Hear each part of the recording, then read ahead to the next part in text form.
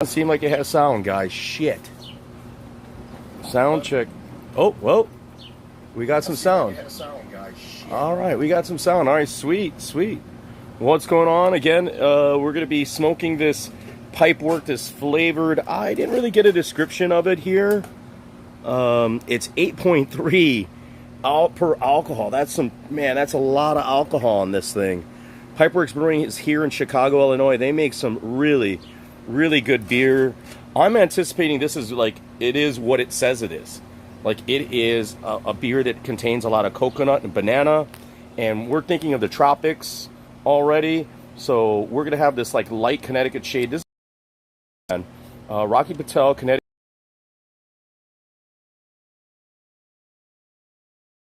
Let's see how much body. How's everybody doing?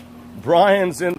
Joy's with no product reviews. This is Sip and Smoke, guys. This is where I chill, right? Oh, let's see how that looks. See if I come in okay. This is where I sort of just relax. I look a little dark. You know, I don't really like the look of it. Do we have sound right now? Can we check the sound again? Let me see. Let me see here. Do we have sound? No, we got sound. I got sound on my end. Do you guys not have the sound? Sound is good. All right, cool, man. Well, guys, yeah, we're going to, no product. Oh, somebody's calling me. I don't know who it is. That's too late for them. Interrupting the show. They're going to have to reach me at some other point. Look at this cigar.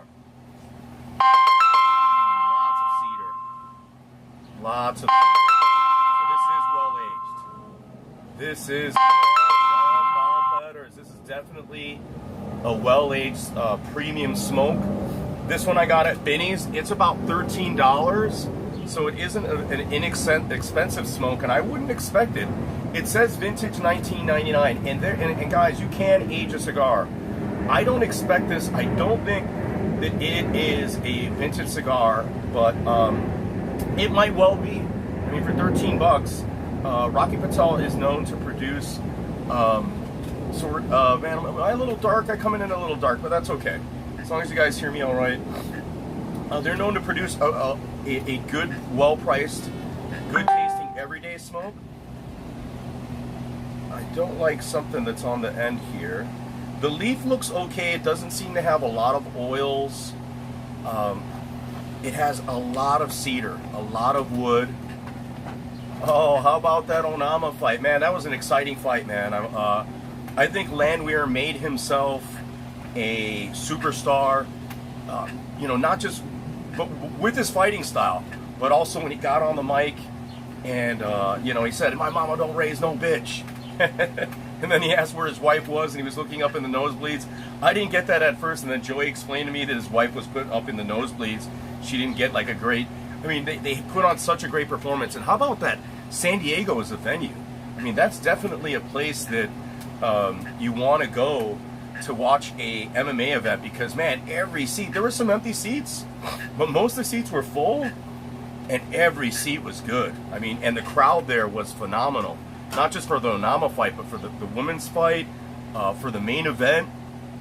That was a good crowd there. And I think the crowd added to the fighters' experience, as well as, oh, how about that non-bingo lingo?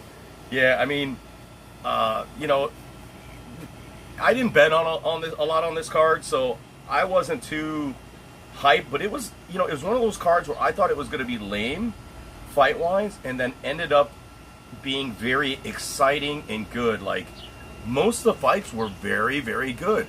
Lots of finishes, lots of underdogs coming through. Wow, look at this. I see a lot of, this is an Oingo Boingo, but it has a very apricot-ish look.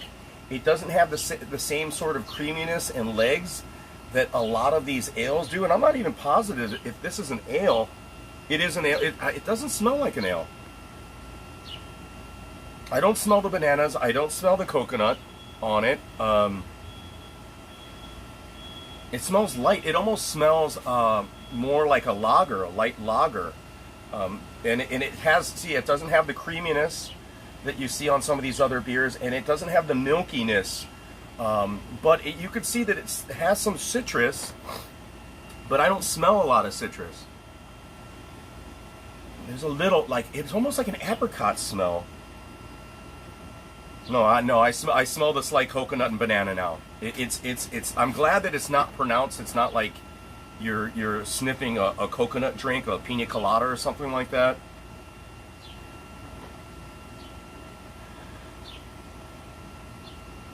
Yeah, not bad, not bad. Very soft and subtle. Let's see how it tastes.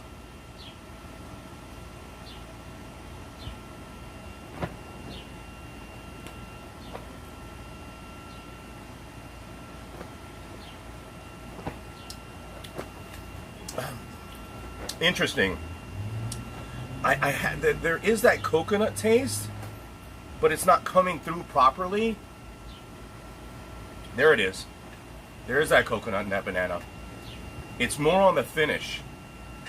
There's more of a coriander to the start. I wonder if they added a little coriander. And if you guys drink Blue Moon, you would know, or if you don't know, coriander is one of the primary flavors and additives to that beer. It's what makes the coriander with the orange combination taste so good. That's why people enjoy it.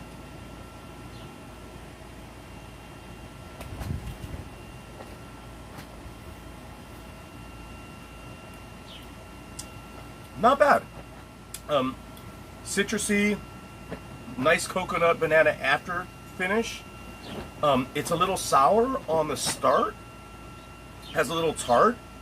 Not really my cup of tea or not my beer of choice. I wanted to try something different. This is a Coconanajama, right, guys? So we, here on Sip and Smoke, I want to try different shit. Everything's tasted blind.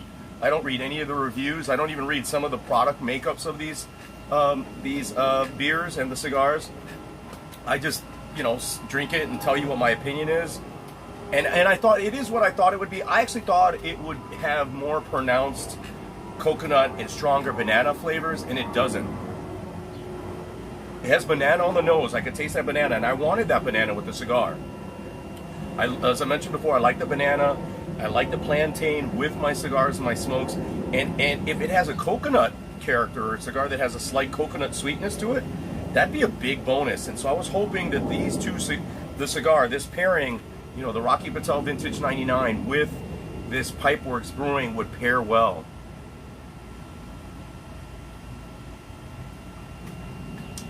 The flowers should be well watered. Hopefully they are.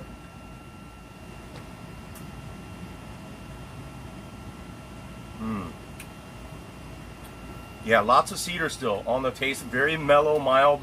Absolutely no spices, no pepperiness. This would be a good cigar for you, Joey, but I think I've chosen... Oh, lunch was fantastic, Joey. Lunch was just incredible. Had the Chilean sea bass with the Greek potatoes and grilled vegetables and the rice pilaf, with my mom.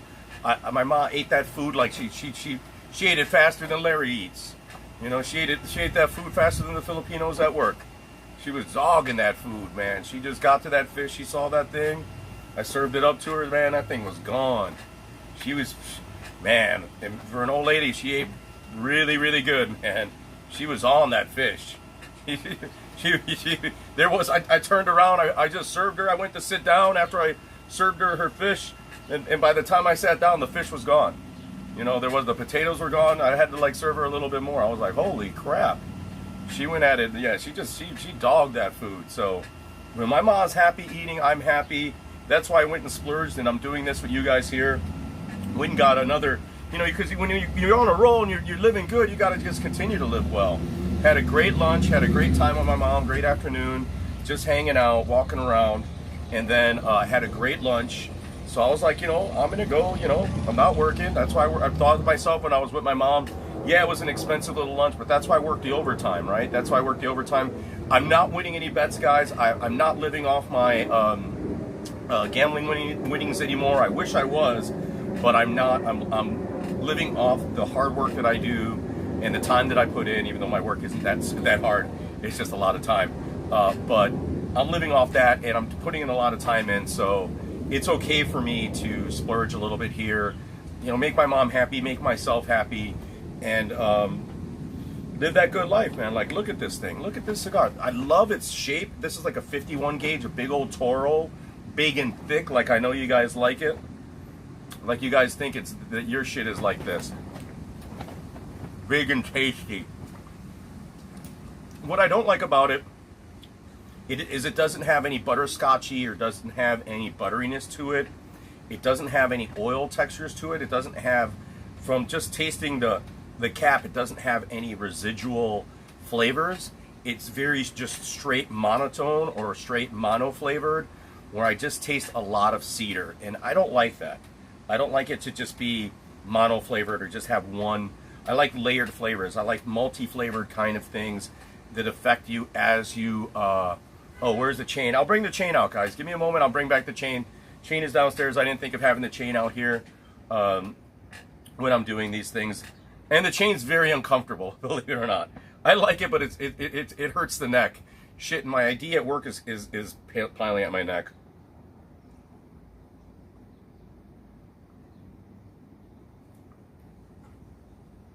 Not bad. Yeah, you could really taste that. It has the banana and the coconuts on the finish. It tastes like a little bit of slight ale, and not your typical pale ale to start. And then it has a slight. I'm glad that it isn't so banana-y and coconut. You know, I'm glad that it isn't a tropical, completely tropical beer. Although I think this would be a good beer to make and use in like a tropical drink. Like, I could mix this beer with some tequila.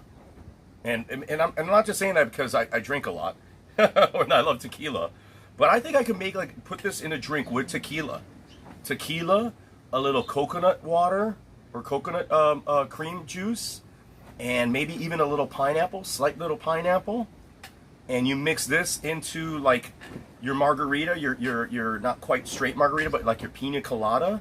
Like, you make a pina colada out of this, adding this beer, and that could be a good secret ingredient.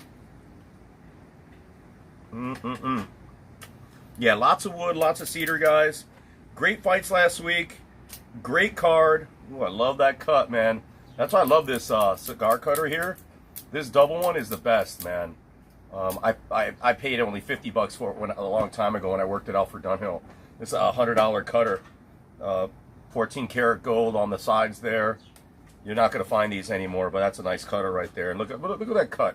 Caps right off the bat. And again, lots of wood. Lots of wood. Jojo, I cut the cigar because you need to be able to inhale or draw the cigar. I don't know if you could see that. Like, you need to take the cap off to be able to get air through the cigar and draw. Or you know, not inhale, but to draw the smoke in the cigar, so you have to cut it. You can make different types of cut. You can angle cut it. You can make a straight cut of the cap. Well, there's a little pepperiness there, now that I ingested a little of the tobacco. Oh, word on the cigar. Let's see.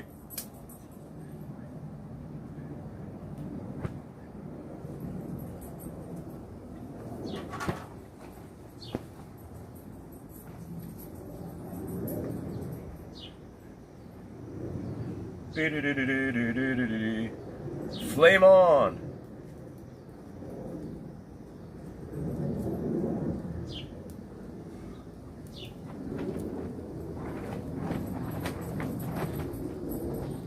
Flame on, guys.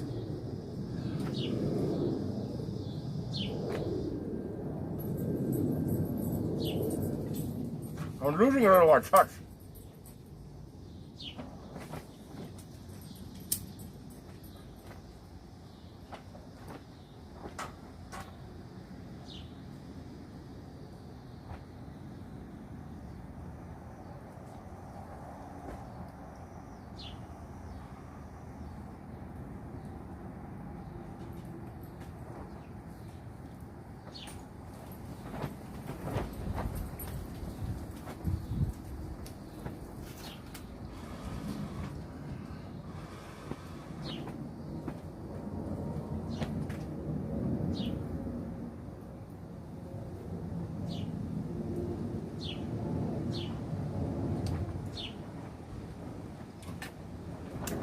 Lots of earth, lots of cedar.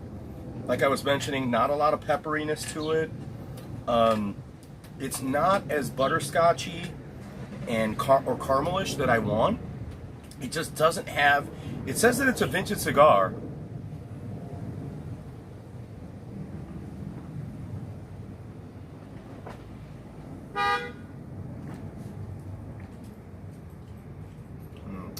There it is. Yeah, this is a.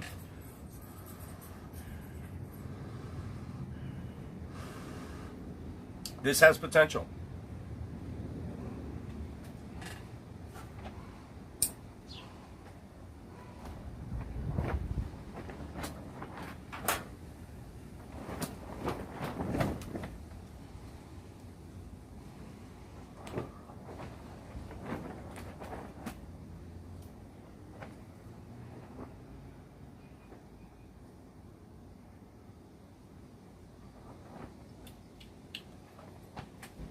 Yeah, lots of cedar, guys. Lots of wood. It's not something that I would give Joey. Like, I wouldn't give this to a novice. I don't think that they're going to enjoy it.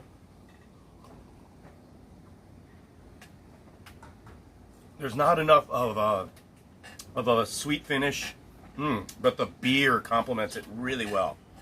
The beer cleans the palate, and the beer tastes better with the cigar. The cigar itself doesn't necessarily taste better, but the beer tastes better with the cigar. And that's interesting, and I like that.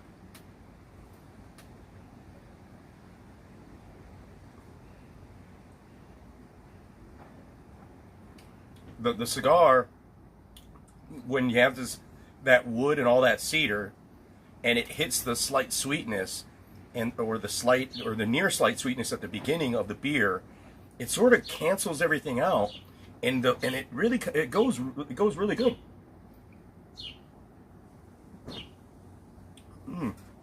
This beer really cleans the palate well. It smooths out where you really now taste the coconut a lot more, and I like that. That's what I wanted. I wanted to taste that coconut. I didn't want it to be like a pina colada, but I was like, hey, it's summertime. Let's have something lighter, and it's working, man. That's a nice. It's interesting. Normally you want the cigar to be complemented by your spirit or your drink.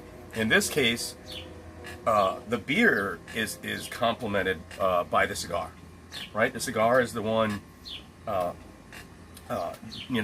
doing the work in its own lacking of certain elements that I wanted in the cigar. It is made up for with the pairing of the beer. It gives it a really nice flavor, having them both together.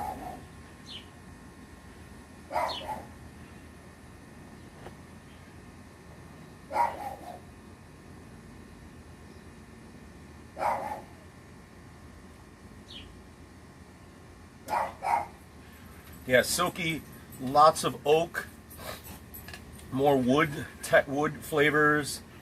Not a full-bodied, and I like the Connecticut's myself. That I just like a full-bodied cigar. Period. Whether it's a Maduro, whether it's a Connecticut shade, a Habano type cigar, I want that body. And yes, I know that most Connecticut's have a silkiness, but there are some Connecticut's out there that have more of that full body. That's almost more of a, that's why I love the Ashtons and the Alfred Dunhills, which are probably what I'm going to bring. To Cabo with us is like an Ashton tubo, or a Macanudo, or a Dunhill tubo with a Connecticut shade that I already know has that butterscotchy, nice smoothness to it, and it's rich, has a heavier body to it.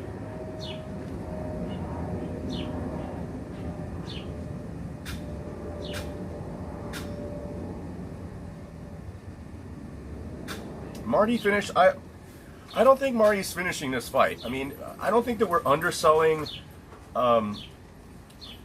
Kamaru Usman's finishing ability. But remember, up to very recently, Usman has been a decisionator, right? He's changed his style, I think, to his own detriment. I think that if he wrestled more and was able to wrestle better and had enhanced his jiu-jitsu, I think he would have a lot longer of a career. He might have been, if he developed his jiu-jitsu, he could have been a great. I mean, everybody thinks of him already as a great. I'm not sold on him. I think his level of competition hasn't been fantastic, almost like Khabib, and his finishes have been good, but he hasn't finished a lot of people that he should have finished. So I really wish that he had developed his jiu-jitsu to a higher level and stuck with and focused on his jiu-jitsu a lot more and developed it along with his striking. And then I think he would have been really one of the best ever. Such a dominant guy, because physically he's gifted. Despite, his fight IQ is at B+ level, right? It's a very high level. He has a good fight IQ. He doesn't move fast, but there are things about Marty physically that he just does right. He's got decent movement, but I think he's fading. I think Edwards is alive. Everybody talks like, oh, he's a live dog, and I think Marty's going to want to do. We're not going to see Marty Usman. We're going to see Kamaru Usman, and Marty Usman was a wrestler. Kamaru Usman is a striker, and I think we're going to see Kamaru Usman out there this weekend, and he's going to play into Edwards' strengths. He's going to want to try to finish him by knockout, and I think that it's a big mistake. I think him standing toe-to-toe Edwards, he's not going to knock out Edwards. If anything, Edwards, has that finishing power. He's more of a volume guy, of course, but I think Edwards has more tools, better kicks. I don't like Marty's kicks. I do like his punching combinations. He's got a chin, but Edwards has a chin too. But I think that Edwards is a little faster. Edwards is a little faster to the kicks. He's got better defense, striking defense. He's got good takedown defense himself, just like Usman. So, I think he's a live dog. I think if you're going to bet this fight, you're probably either going to bet Usman in a parlay in some way. I don't think he's going to finish him. I don't think it's going to be worthwhile going for a decision. I think this is another dog or pass card, and I hate that. And I'm always playing dogs, and it's always it's simple. This guy's always just dog or pass, but we're here to some guys here to make money and win money consistently. I'm here to make when I bet, I want to double up, triple up. I want to make a lot of money. I just don't want to clear and make, hey, all right, I bet $200 and I won my bet, and I don't want to just win my bet and win some.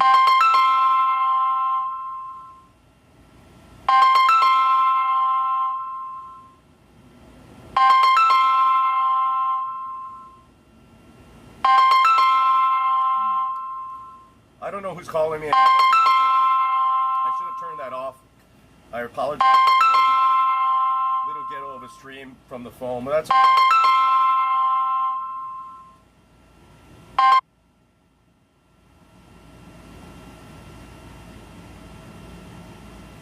Josh, I called Josh earlier. I invited Josh over. I don't know what his deal is, but whatever.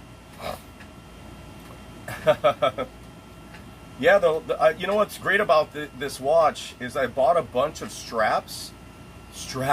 I bought a bunch of strap-ons. Straps that complement the watch, and I could change out with depending on what it is that I'm wearing. I could change the strap on it. So I got a blue one for work if I actually wanted to wear this at work. A white one. I got the tan. I'm thinking of getting an orange one and a gray one as well. So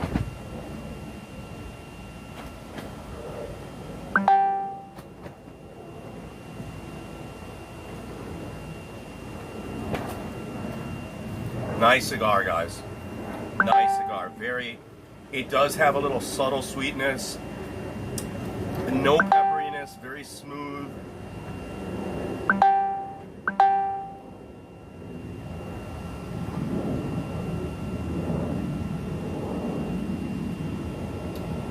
Very nice. Not a lot of pepperiness to it. This cigar is really turning out really well. I really like this cigar.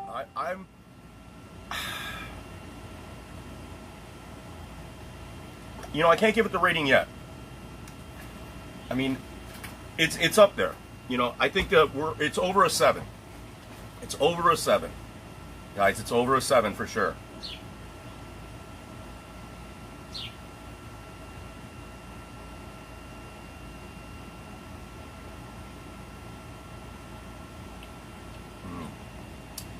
Yeah, lots of cedar. A slight hint, and I don't know if it's the beer or the cigar, but the sweet finish I'm getting is very pronounced, and I like that. I like that. It's a very sugary finish, and I don't know if it's the cigar or the beer that's producing it, but I like it. It's what I wanted. The silkiness of it is really smooth, silky.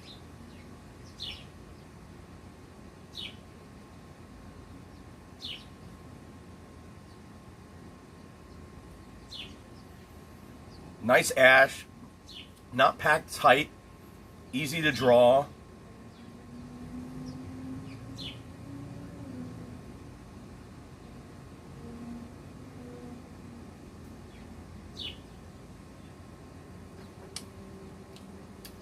Lots of earth tone, but lots of cedar and wood. Chris Cabrera's thinking thoughts on the matchup between Fiziev and Dariush. That's a tough fight for Fiziev. But he's prepared because he's already dealt with the wrestling of Dos Anjos, right? That he put on a counter wrestling clinic against Dos Anjos, but Dariush is a different beast. And we've seen Dariush's chin holding up of recent, right? So, and we see Fiziev is a volume guy. He always finishes people later in the latter rounds, and the guy can go 5 rounds. So I think that Dariush's wrestling is better than Dos Anjos. I think he's stronger and has more actual submission skills than Fiziev. So I anticipate that being a good match. I'm a big Dariush fan. I mean Fiziev. I was sold after that Dos Anjos fight because it was another one of those fights very similar to the last fight with Chito Vera and Cruz, where some people might have been thinking that Dos Anjos was stealing rounds, was slowly winning the fight, and then just all of a sudden Fiziev just turns it up and knocks him out. So I think that Dariush is another live dog. I'd have to look at the lines, but Fiziev is for real. Like just like Chito, those guys are genuine championship contenders. They could compete and compete well against the champion and anybody in the top 10. They deserve their spot in the top 10. And Dariush has been knocking on the door. Tons more MMA experience, Dariush. So I'm going to have to, I always leaned on the grapplers, but we saw how good Fiziev's counter grappling is in that bout, and I'm certain he's working on it quite a bit. But Dariush is a different animal, very dedicated, very cerebral fighter, great, just upper body strength. And I think he's a little bigger than what Dos Anjos is, and he might have more success in the wrestling department where Dos Anjos didn't have that success. But his hands, to an extent, aren't better than Dos Anjos. Dos Anjos' boxing is pretty damn good. So, the bookies are going to lean on Fiziev taking that fight. I bet he's going to open up at like minus 150, minus 170. And by fight time, he's going to be over minus 200. I think everyone's riding the Fiziev train. And I won't bet that fight unless there's a big number behind Dariush. But I won't parlay Fiziev. I think that's going to be a lot more competitive fight for the first 3 rounds than people anticipate. And then I think you'll see Fiziev take over there and either knock out Dariush or Dariush is going to be wearing down Fiziev. And Fiziev is Dariush is going to get that submission in those latter rounds because Dariush can go, he's always live for the submission. He can go the 5 rounds. Even though, have we seen him in 5 rounds? I haven't checked here. I got the computer up, but no need to go there. I think that's going to be an exciting match. It's going to be fireworks. Good MMA match there. Great matchup. I'm leaning, betting wise, I'm going to lean on Dariush, but the fighting metrics are going to, or just my initial thought is going to be Fiziev wins that by knockout.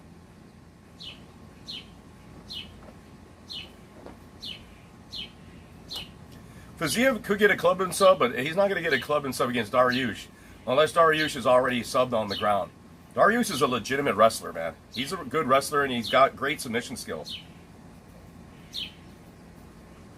You know, Dariush has competed at all levels in submission grappling. So, Schwinn saying Usman versus Leon not to go the distance. No, I don't know there, man. I don't know there. I don't think Schwinn. I think that one goes the distance. I don't think either guy are like strong finishers.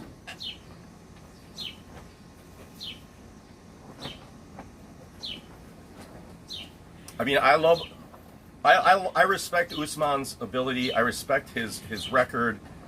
The guy, you look at what he's done, even to Colby Covington, who's really at, the top of the food chain. I just think that if he boxes, and kickboxes, is in a kickboxing match with Leon Edwards is going to win that showdown. Edwards, I don't know. I don't think Edwards could KO. Marty's got a chin. Usman's got a chin, man. That guy, he got rocked by Colby. He got rocked by, Nate Diaz. He got rocked by, he gets rocked and he just takes it. Usman's got a chin. So I don't think Usman gets knocked out. And Leon's got a chin too, except in the late rounds. But I think these guys in the late rounds, it's going to be a point fight. I think it goes the distance. I'm not going to bet it, but I anticipate it going the distance. I don't expect to finish in that. And then I bet, and I'm certain that, I'm not certain, but we'll see that Vegas might agree with me. I think you're going to see yes to go the distance, plus money, but not very much. It'll be like a plus 105 or even money, right? And not to go the distance is going to be a little higher than that, like a minus 150 is going to be not to go the distance. I'm not positive of that, but that's where I would cap it at. That's where I would sort of put the numbers at, because I don't think that we're going to go there at that. This is going to, neither guy are like straight, like one punch knockout guys.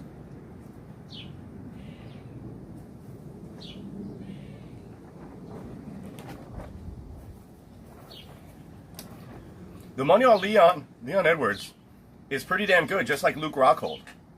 Like the Luke Rockhold line is a little wide. Yes, he has no chin, but if the real Luke Rockhold shows up, protects his chin, grapples and grapple fucks Borocina, or whatever you want to call him, I think that he could actually win that match. And I think Usman could win the match easily if he grapple fucks Edwards. He doesn't stand up with him, and he comes in as Marty Usman. Marty Usman can beat Edwards easily. Kamaru Usman cannot beat Edwards easily. If he's going to stand and strike, using that Trevor Whitman boxing against somebody like Leon Edwards, who lives in that kickboxing game, the guy wants to stand up. He's much faster with his combinations. He has better, just better movement, and is faster than Usman. Usman is, to me, not necessarily one-dimensional, but I don't like Usman. I think has had injuries, and I don't think Usman is a very good moving fighter. But he has the physical attributes now to he maximizes his physical attributes very well, even if he's injured. And you saw that in those videos where he believed in recovery. Same with Luke Rockhold. They're really, really, really dependent on their recovery skills because they've had nursed injuries. Wrestling takes a toll and taxes your body, and I think those guys have been taxed. I look really dark and crazy over here.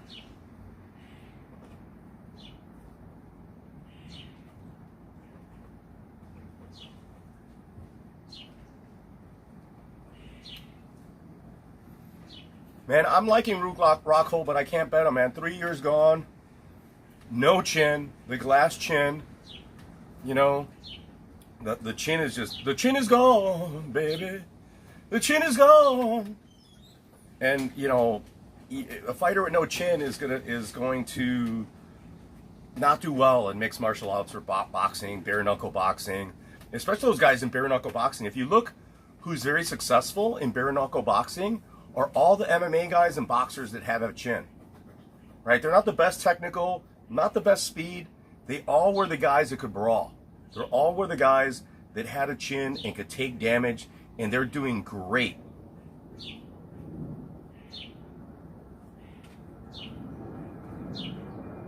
Hey Chris, you could bet, minimum bet at the casino is $10.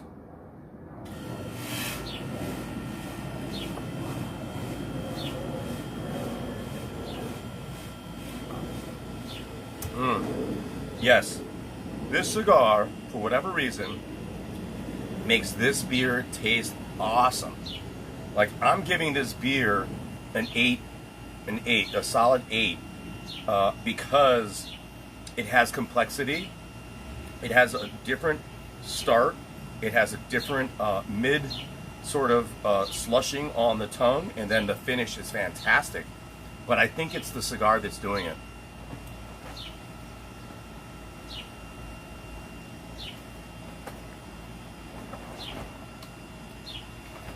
You could, you know, the glass chin argument. I mean, Bisping knocked him out. That's my counter argument to you, Chris. Bisping knocked Rockhold out with a counter hook, I believe it was. A counter left hook. It wasn't even his like straight arm. You know, he hit him with the counter left hook and knocked him out. And knocked him out like brutally. So you can say what you want. Are we taking the 42-year-old? I might have to lean that way, man, but I might have to throw a flyer on Rockhold just because the number's there, right? Like, what if you know what Rockhold we're going to see? We saw him in the embedded. You know, he was there helping Cheeto, and he was doing the right things for Cheeto. I don't think that Rockhold, maybe this time off has helped his fight IQ. Maybe being berated by Khabib. And just constantly being, you know, emasculated by Khabib is helping his game, or maybe it doesn't. You know, maybe just like, you know, this dude who lost 2 weeks ago, big dog from Sweden. Maybe just a chin, and it's time for him to retire. Just stay in retirement. You know, a lot of times when you retire, you retired for a reason, and maybe you made the right decision for yourself. So, I think Costa, I'm surprised that Dana put Costa in this fight, that he gave Costa a chance after, like, Costa was posting those videos, him with Rose Namajunas, that gif. Oh my God, that was so funny. Gustafson, Joey. Yeah, but that I love that, picture photoshopped instead of her husband. It's Dana, like with his arm around Rose Namajunas. I still laugh at that, and Costa posted that, you know, like, and then Dana told him to take it down. He's like, take this shit down.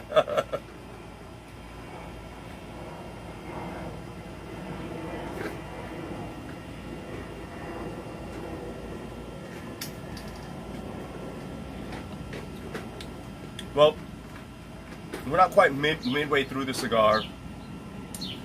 Lots of wood, lots of cedar still. Has a slight hint of sweetness, so I'm going to have to stay at the 7. And for this being a vintage cigar, if it is a 1999 Connecticut shade, I don't think it's going to get that much better. It's not something that I'm going to, at $13 a cigar, it's not a cigar of value. I'm not going to buy this to see if it gets better over time, because it's already aged, supposedly. I think it's already at its peak, and it doesn't have the elements that I like when it is at that peak. So this is a pass for what it is. Like, it's not a bad cigar. What did I say, a 7? I started with a 7 or a 7.5? I'm going to say 7. I'm going to stick to my 7 here.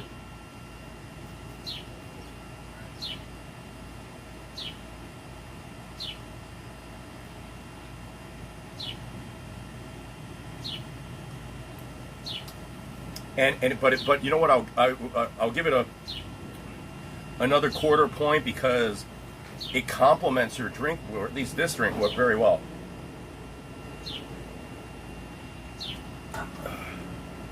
Let me go get my chain and the drink. I might lose the ash there. Give me a moment, guys.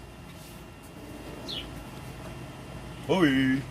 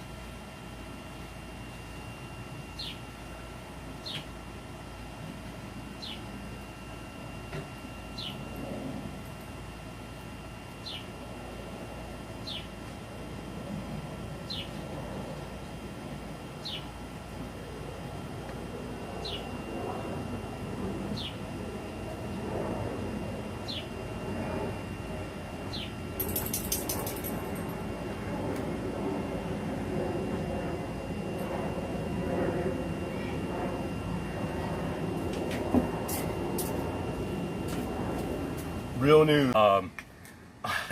I'm a big Marcin Tybura fan, but Romanov is for real.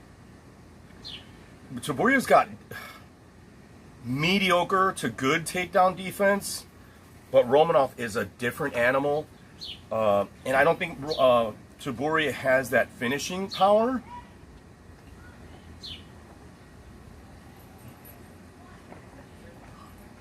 I would look for the Romanov fight to be over 1.5. And I think Romanov's going to win that fight, but he's not going to submit Tybura. He's going to lay on him and punish him, but Tybura is going to be strong enough to survive. He's not a quitter. So I'm going to lean on the over on that one. And Miranda Maverick, and I don't want to get in, I am a prop better. But I think that this is another card where I'm passing, guys. I have a vacation coming up, so that's also why I'm passing. Man, the lighting's horrible over here. I can't even see my face. Let me move closer to the camera here.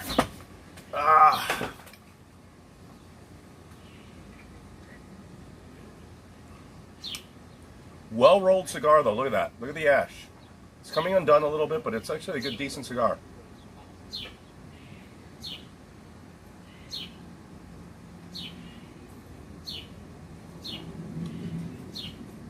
The lighting's horrible tonight, guys. My apologies.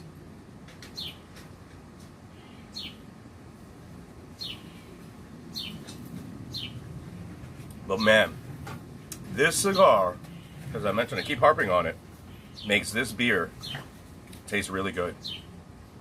Like the beer is better, or the beer needs this cigar to be good, right? The cigar isn't enhanced by the beer at all, but the beer is enhanced by the cigar. Interesting.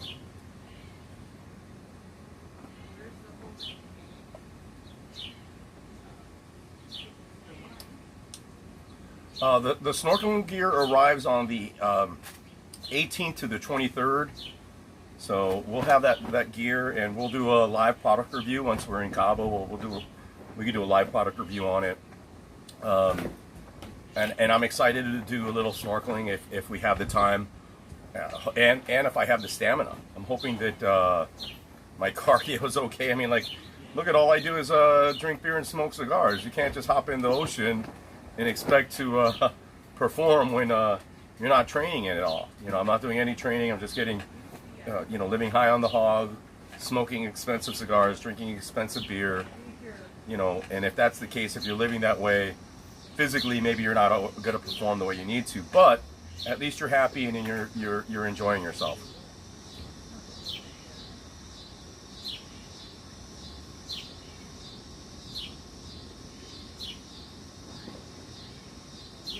Triple H or Dana? I say Triple H wins. People say that wrestling's fake, but it's not. It's fake, yes. It's choreographed, and to be able to choreograph a fight, it's almost like sparring. right? You actually are doing what you need to do physically. And I know Triple H has had like back problems, but Triple H is much larger, a genuine athlete, a competing athlete. If you think that those wrestlers are not athletes just because you see them big and fat, you know, they're big and fat, but they're jumping off the rings, you know, the top rope. They're doing flips even though they're fat. You know, they're doing a lot more maneuvers. Those are fat guys like, you know, like similar to some MMA guys that physically are very capable, right? So Triple H definitely kicks the shit out of Dana White. Dana White's not a fighter. I mean, he was a boxer, but he's not, you know, he didn't want to get in the ring against Tito Ortiz.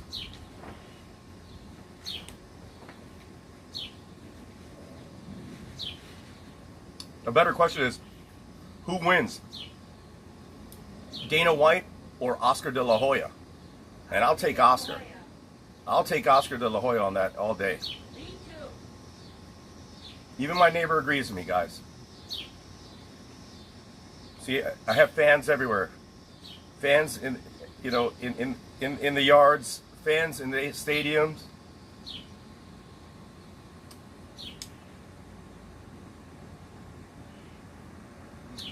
Put the neighbor on. Hey, the neighbor probably has got some good statistical information. What's the neighbor's luck? I don't know if she knows this card at all. You know, I don't know. Paulette, who's going to win? Do you know anything about the next UFC fight? I don't. The fans are asking, what's your pick? She said she heard something about it, but she doesn't have a pick, guys. Next time, I'll make certain we'll have Paulette's pick on here. You know, we'll ask her. She'll research it. We'll ask her what she thinks, and then I'll put it out for you guys. And maybe it is better than what my assessment is.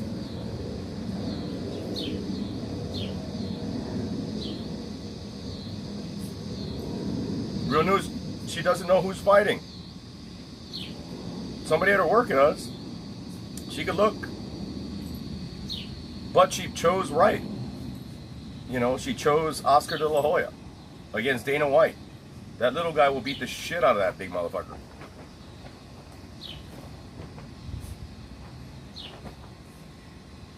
You know, you take an Olympic, even an old Olympic boxer, again. No, Brian.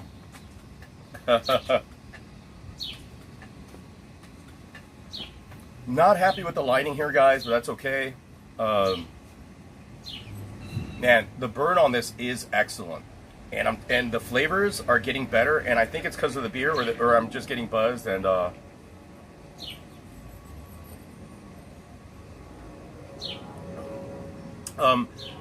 real news, I'm not a good boxing predictor. Boxing was in my legacy. I mean, I was a big boxing fan. I still enjoy watching the boxing fights a little bit. I'm not an MMA purist, but boxing just doesn't interest me as much, although I do like watching them. I'd rather watch the street beefs boxing matchups than some of these pro matchups, because I love seeing these like two amateur guys or women that don't know how to do anything and see what happens, right? Like, you know, see what they're doing correctly and what they're doing wrong and how they make adjustments in the fight. I'm always very curious about that. And I have more excitement watching those than some of these boxing matchups that I find boxing boring. What can I say? I mean, of course, people disagree with me. There's a lot of boxing in MMA, but then there's kicks still involved. There's still the element of takedowns possibly happening, and we saw that this weekend with Chito Vera and Dominic Cruz, where Dominic Cruz was playing the MMA game, and Chito was playing the kickboxing game, and the counter wrestling. And they both were boxing, but we saw what happened in the end. The person with actually more MMA skills in terms of kickboxing, and I think the kickboxing went out, obviously, because it was a finish by head kick, is what won it out. But man, look at that ash.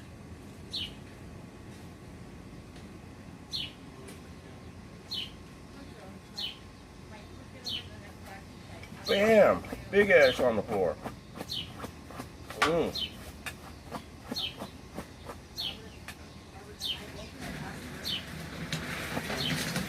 Changing camps is good.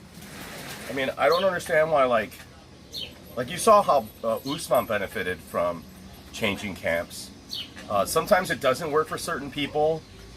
It benefited Colby Covington, for example. Here's a question: would someone like Israel Adesanya benefit from leaving city kickboxing?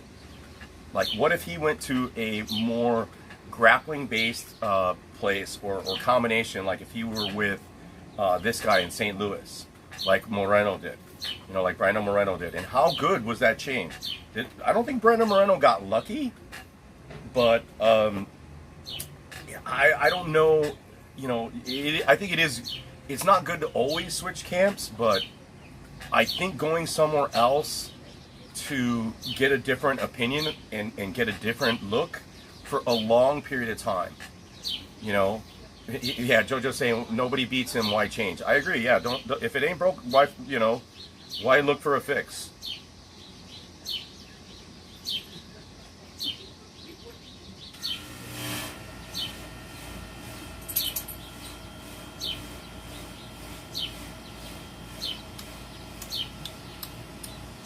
Yeah, this cigar is getting a little better, but still heavy wood tones, heavy cedar to it, which I don't mind, but I wanted that butterscotchy, I wanted that fullness, that light sweetness, almost like that caramelish texture, as well as the finish on it. I wanted that more so than the wood.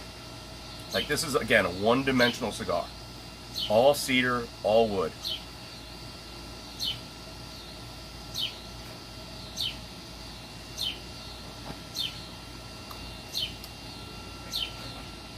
Trying to get the band off here, at least this first band. There we go. Yeah, it says it's a vintage 1999, guys. I don't know if it's a vintage cigar, and if it is a vintage cigar, it's not very good. I'm not going to downgrade it because it is. It's going to stay a firm 7. It is well constructed. It's not at all, but it doesn't have any complexity to it. So it can't get any more than a 7, which is just a good rating, right? Not above good rating, but just a good rating. But for $13, I think we could find a lot better smokes. Some of the cigars I had last week, and some of the other cigars the weeks prior, I gave a better rating, and we're not at that price point.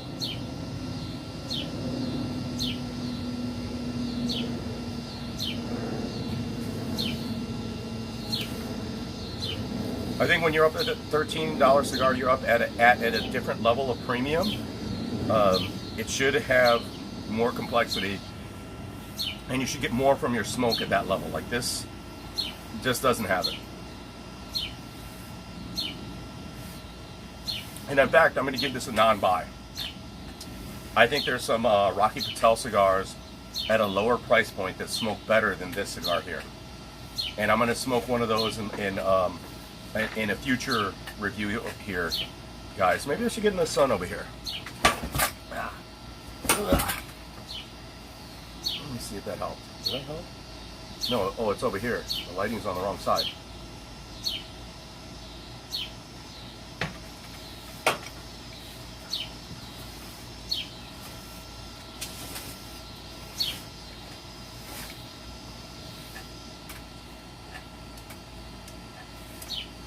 So now I got the sun in my face, and probably it's better lighting. But I can't read the chat.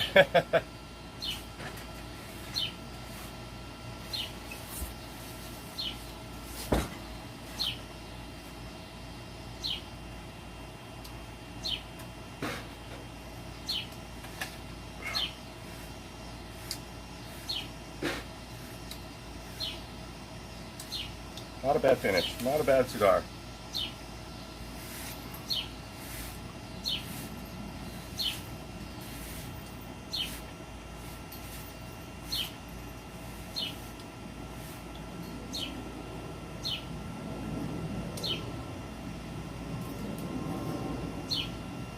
Yeah, it's well heated.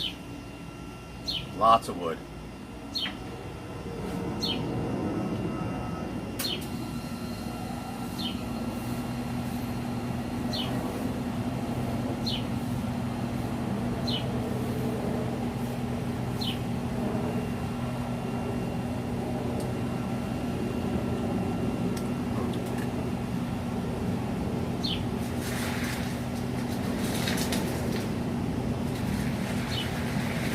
Oh man, try this beer with this cigar. I'm giving this beer an 8.5. I didn't expect that. This is a pretty damn good beer. But it needs something else. Like, you need to complement it with a cigar, maybe marijuana, like something else to carry it, right? But it's really good because once you have that other catalyst to aid it, it tastes awesome. Like, it has this great citrus yet coconut and fruit. Like, the fruit is like, it's there. But the coconut's there, the banana's there. I'm impressed by it. I like it. I like it a lot. 8.5 on the beer, but I don't know if that's because of this cigar. It just happens to be good because this cigar complements it and is the catalyst for it to get its flavor.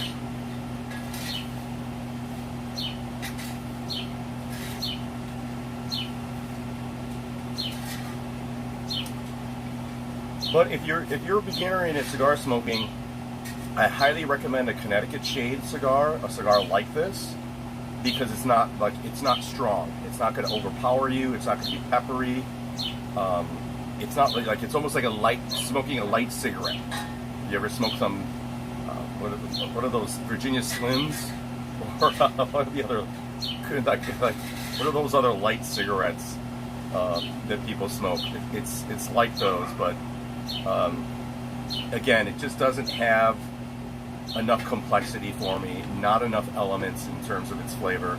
Well constructed, so it's a solid 7, but it's at $13, it's a pass. It's a pass. At $13, I could find cigars almost half the price that have more flavor, more complexity.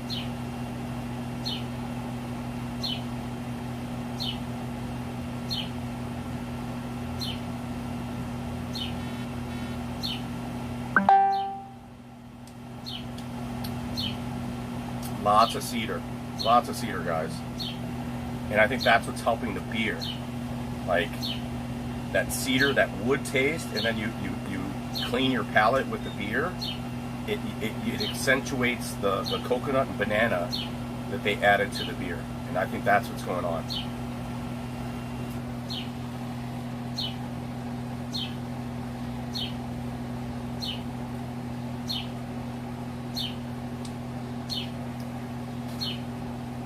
Nice.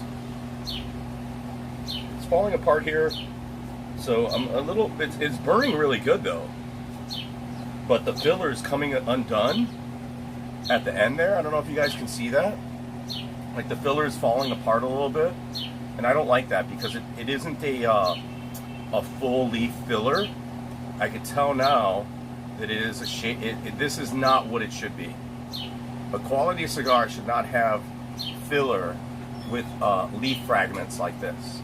Like, this is not worth the price. I'm almost going to downgrade this cigar. Yes. What? Oh, Usman. Hey guys. Paulette, the neighbor, she's with Usman. She hasn't told me why, but she's doing work over there. She's with Usman. That's her lock. I think that's an easy pick, guys. You know, but the pick is in. Tremendous. She's with Usman. Hey, I mean, you've got to side with Usman, man. I mean, it's his fight to lose, right? He has the better MMA skills. The actual better MMA fighter. I mean, and she just said Usman, which is a very good answer. Like, because she doesn't know the difference between Marty Usman, right, and Kamaru Usman. Again, guys, so.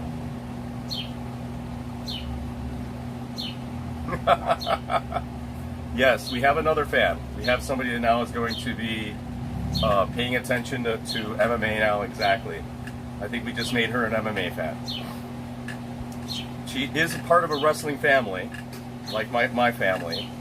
So we're always going to favor the wrestlers. The bottom line is we're always going to favor the wrestlers because that's what we do here in Illinois. We wrestle. Wrestle, wrestle, wrestle. Again and again. Rinse and repeat.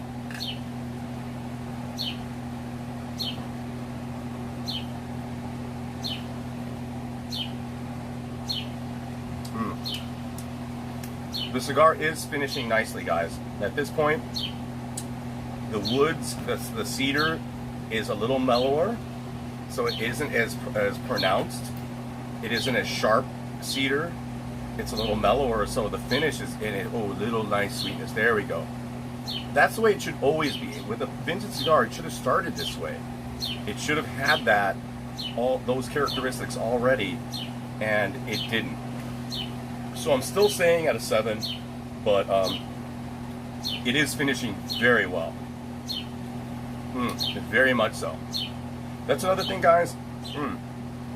We need things to clean our palate as we're smoking these cigars, as we're doing this. I'm smoking this rather quickly, and it being outdoors, again, another cigar, we're smoking outdoors, and it's taking its time.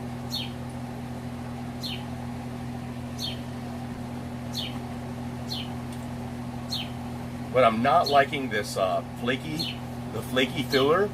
It's not a full leaf filler, and for a vintage cigar, like you see these flakes, not happy. This is not what you want to pay $13 for a cigar. So what I should have done with this cigar is did a different cut. And now that I know it, you should do a punch cut. So you just do a little punch so it's not fully exposed.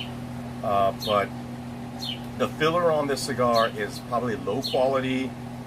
They put a nice Connecticut shade wrapper on it and expected the wrapper to do all the work. And you just can't do that. They sort of shortcutted their way towards making a premium cigar.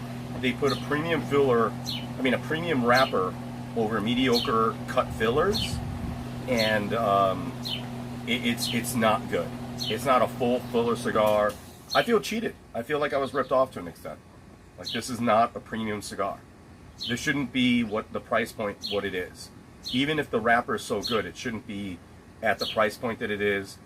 I would consider this, I'm almost downgrading it. I'm ready to downgrade it, even though it's well rolled, well constructed. I'm almost going to downgrade it.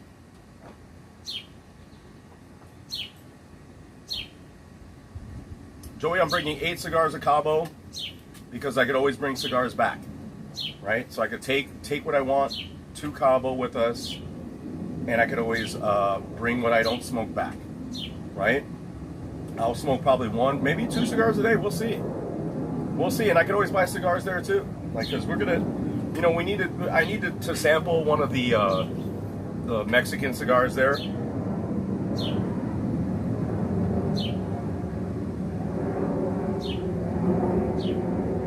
Wow. I'm telling you, whatever it is, I keep harping on it again and again, the beer tastes better with this cigar.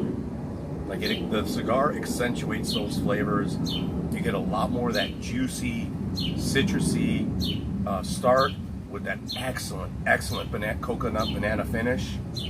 And it was there without the cigar, but with the cigar, it accentuates it. The cigar is the catalyst, and I like that. I like that. In the cigar's defense, I like that the cigar does that, but.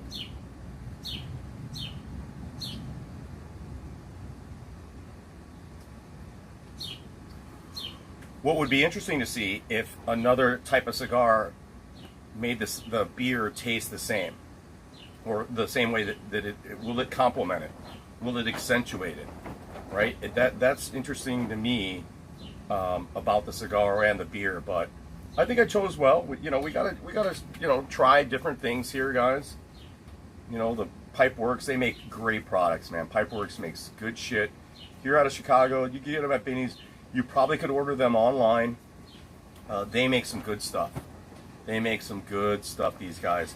And most of the offerings right now were all more of a citrus base type of flavor. And it being summer, I wanted, thinking of Cabo, thinking of the end of summer or midsummer, I wanted that what do they call this? Coconajama. Right, guys? Coconajama. You see that, guys? See that? I think I'm allowed to bring up to like 25 cigars to Cabo and 2 liters of alcohol. So I'm not going to bring alcohol there because I'll buy tequila in Mexico and I'll buy mezcal in Mexico. And I love tequila and mezcal, so why bring sand to the beach? Why bring, like the cigars I'll bring because, as I mentioned before, not having the knowledge of cigars that I have, some of the cigars that I could purchase here in the United States are far better than what you're going to get in Mexico, including the Cubans, right? Mexico gets the lower grade Cuban cigars. I've mentioned this before. They're not going to have the best Cuban tobacco that you're going to get. The best Cuban tobacco is sent to countries, higher end countries like Switzerland, there's Canada, Germany, France, Japan even. The best of the best is not sent to Mexico, right? Mexico gets, and that's why they were able to sell the Cuban products cheaper there.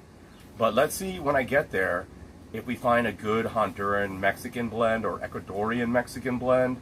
We're going to find something cool there, and we're going to smoke something. Joey's going to smoke. Joey's going. What's up, MMA Prodigy? What's going on, man? Joey's going to smoke like an Ashton cigar, and I'm going to get him an Ashton cigar or a Dunhill cigar that's very mild, soft, because he's a beginner. He doesn't really smoke cigars, so I'm going to get him that kind of cigar. And then I'm going to smoke, more than likely, I'll bring a couple cigars, but I'm going to smoke something that I bring, but I gotta sip and smoke with something that is from Mexico. We're in Mexico, and then I'm going to sip and smoke with a beer and or a liqueur or something that is of Mexico. Like when you go places, try their cuisine, try what the people drink, try, like, you don't, like, you go to Mexico, why are you gonna have a Budweiser? Like, hey, do you have any Lagunitas? Like, are you a fucking idiot? Like, why go to Mexico and ask for something, ask for an American beer? Like, you're an idiot. You don't go somewhere else. Like, I go to Russia. Am I going to do a review on a Polish vodka when I'm in Russia? And vice versa. You know what I mean? Like, you try the best of what they have to offer. Like in Romania, you're going to try their wines. Romanian wines. Hungary, you're going to try their wines. Their liqueurs. And I don't care if we're doing a review of Presidente brandy or something like that. We're going to do a review of Presidente brandy if that's what it's going to be. But we're going to review what people there view or have on a basis. And I'm here in Chicago, and guys, Chicago beers right now are I've been drinking beer a long time. Thus the gut. Notice the man tits, the man boobs, like those are well earned. That's a lot of beer.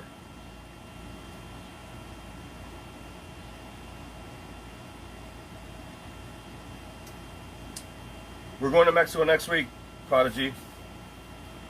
We're going to be in Cabo. We're going to broadcast live from Cabo. We're going to do a sip and smoke there.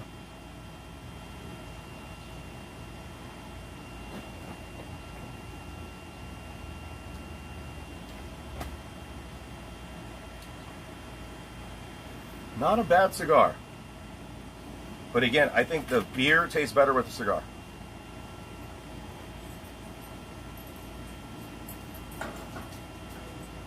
Yeah, 7. I'm not downgrading the beer tastes so good with the cigar. I'm not downgrading the cigar. It's well constructed. Don't like the elements of it in terms of its quality of its parts. I want full leaf tobacco. This is not a full leaf cigar. And they could come and write at me, hit me up, Rocky Patel. You guys put shredded tobacco, not full leaf. You don't have a full leaf filler. Like, this is not a full leaf filler, guys. That's not cool.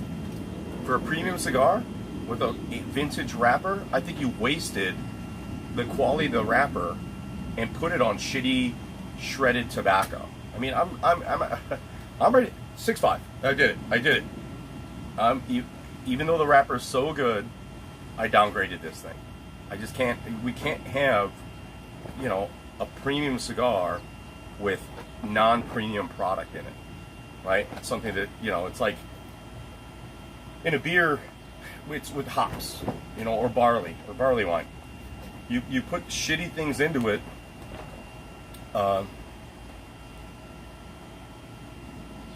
It's going to affect it. One element of the cigar can't carry it.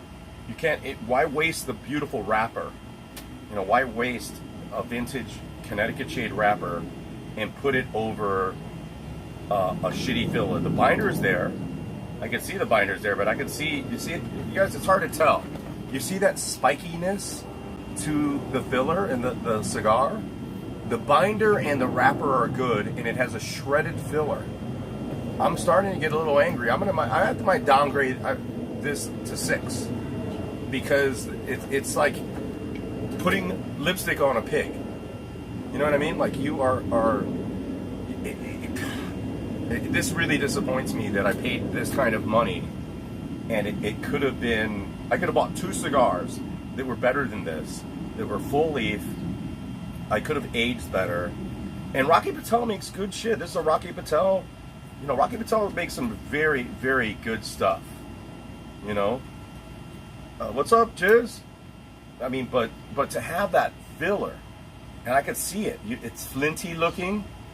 To have the chopped filler is unacceptable to me. I don't smoke chopped filler cigars. I smoke only full leaf cigars. And I think this was like a, not buyer beware, but it was a bait and switch. Like, because it had the premium, you know, and it's supposed to be a premium cigar, and it isn't. Like, they put a shitty filler into a decent a good wrapper and a decent binder, and it's disappointing. So 6, we downgraded it.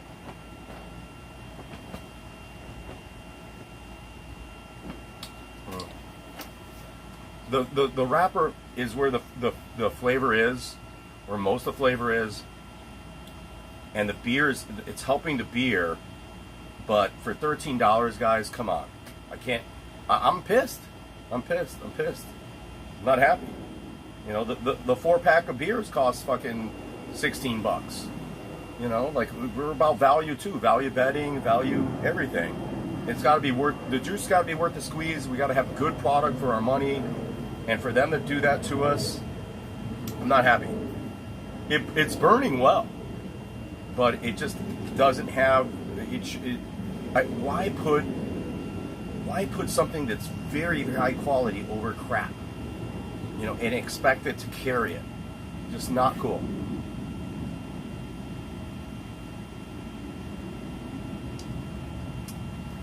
Yeah, Jizz, I've been working some doubles. I'm working hard. We're getting to Cabo. We're going back to Mexico. You know, yeah, we're going back to Mexico. We're traveling. That was the whole point of getting this job. You know, if you're not traveling, where I work at, you know, if you're not traveling, then what are you doing? You know, like, I don't make enough money to not use the benefits, the travel benefits. And like, if you're not using the travel benefits, why are you there? And a lot of people have been working there for like 20 years. They haven't even gone on one trip. They might go to one trip every 3 years. I'm going to be on my 2nd trip in 4 months.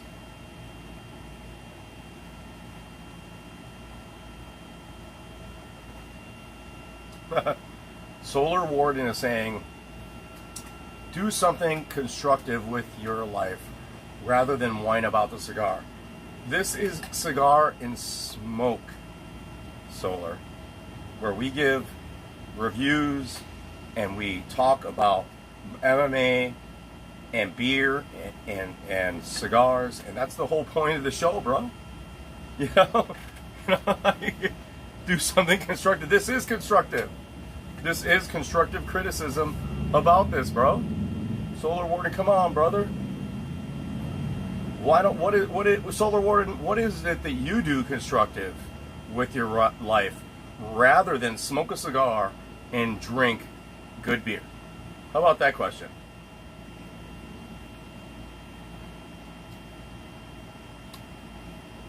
Solar, what do you do? I'm going to go get another beer. I'm going to get another one of these Pipeworks over here.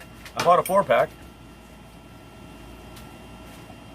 The solar, you don't inhale. You're causing harm to your lips and to your throat with a cigar. You don't inhale cigar, Solar Warden.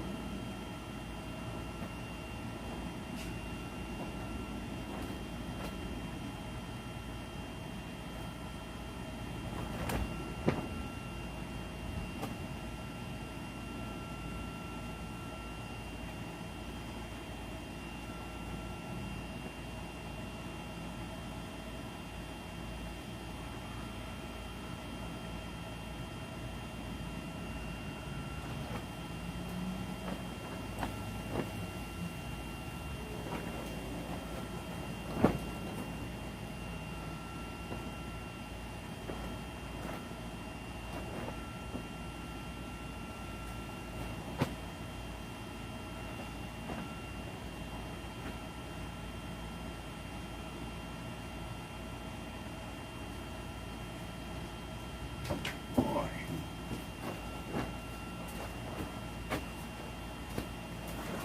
Give it to me, mama.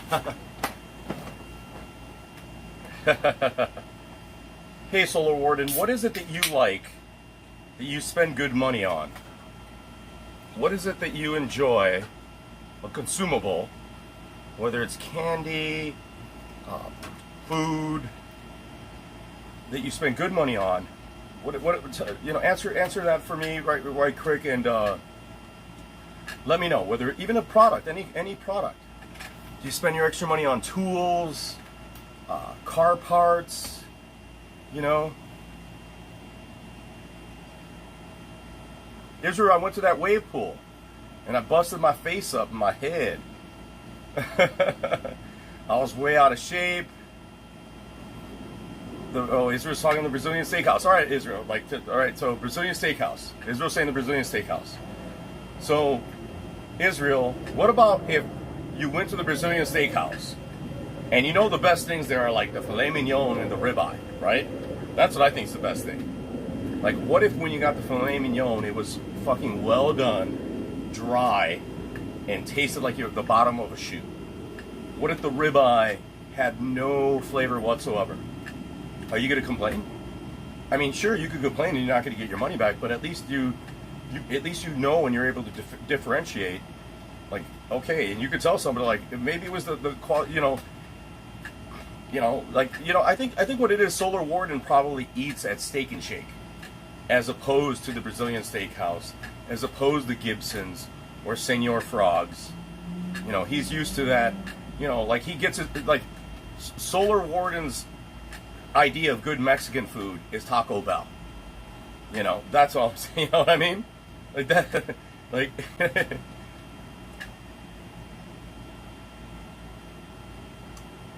Oh, you went to Hell's Kitchen, man. I would have loved to have gone.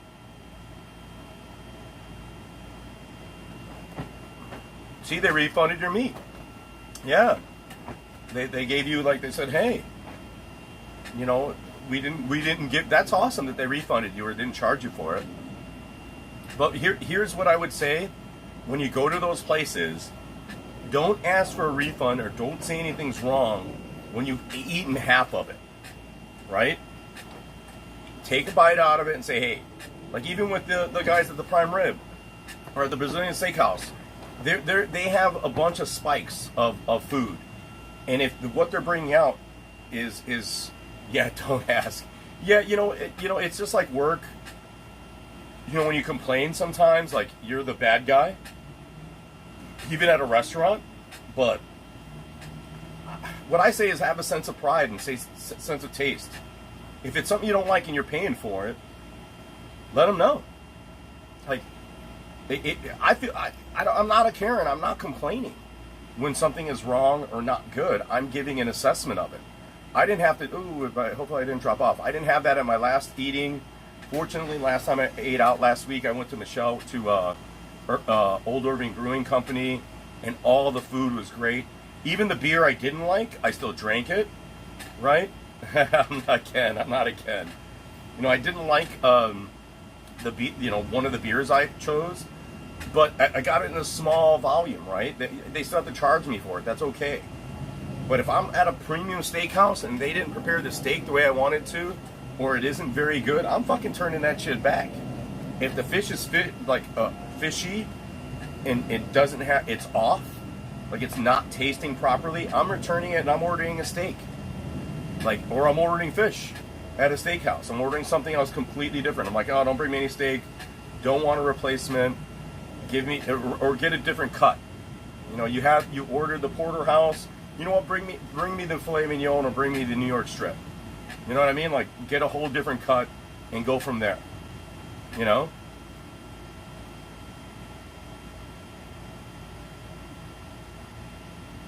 don't want to complain.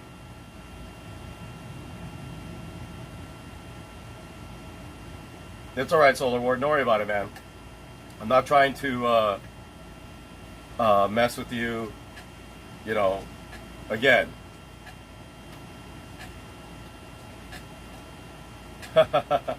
Nobody likes to hear a grown man whine. Well, Solar. Again, we're giving blind tasting. This is like just an MMA, right? You could complain about your bets, and complain about fighters, and complain, oh, they should have did this and they should have done that, or I should have bet this and that. In my content, it's full clarity, it's all honesty, both from the hip and research. These cigars and beer tastings are blind tastings from the bat, out the gate. And when you pay what you pay, it's different when it's a static product, right? If it's a service-based product, I'm not going to complain about the service the waiters gave me at a certain location, for example. If the food is good, I could fucking care less that the service was bad. The food is going to make up for whatever anyone's doing to serve me the food. I went there for the food, right? Not necessarily always the environment. I went there for the food. So everybody, and you're wrong, Solar Warden. Why do you think YouTube is full of review channels, assessment channels? Why do you think there's 1,000 MMA guys out there?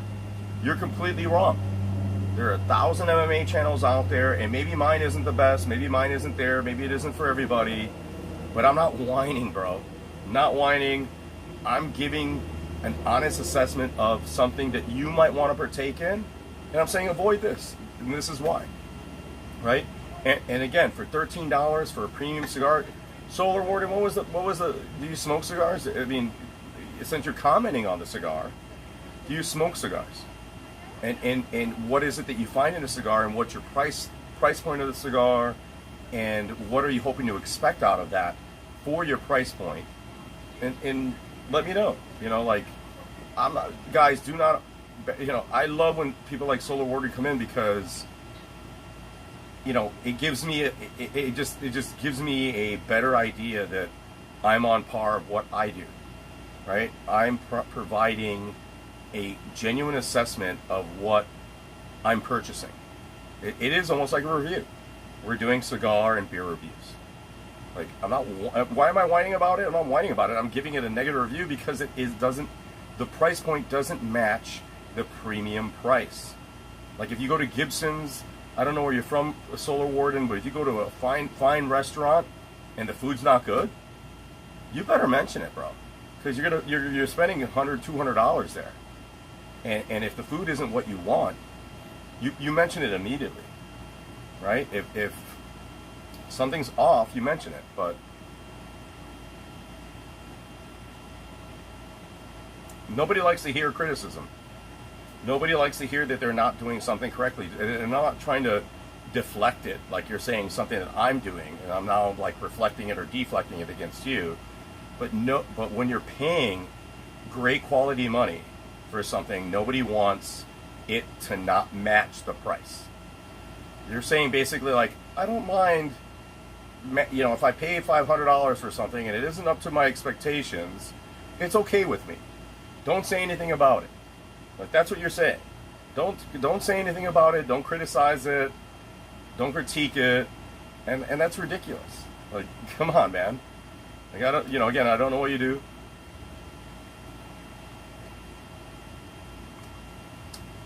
But this is Sip and Smoke, where we sip and smoke. No, this 4-pack was $16, bro. The cigar is like another $13.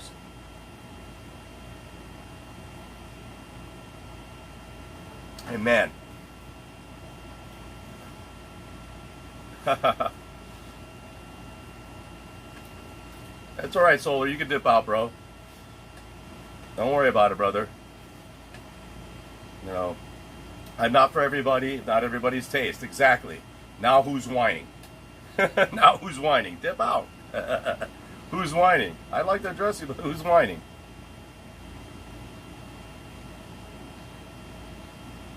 Obviously, Solar Warden is not a man or person of distinguished tastes and abilities.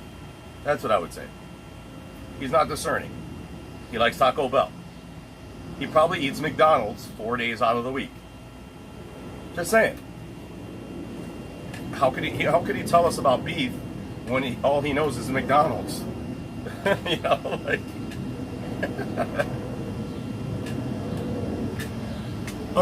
Real news, I didn't look at the Dana White Contender Series. I haven't been, it's crazy. Here, real news, man, I haven't been diligent on my research because I've been losing, right?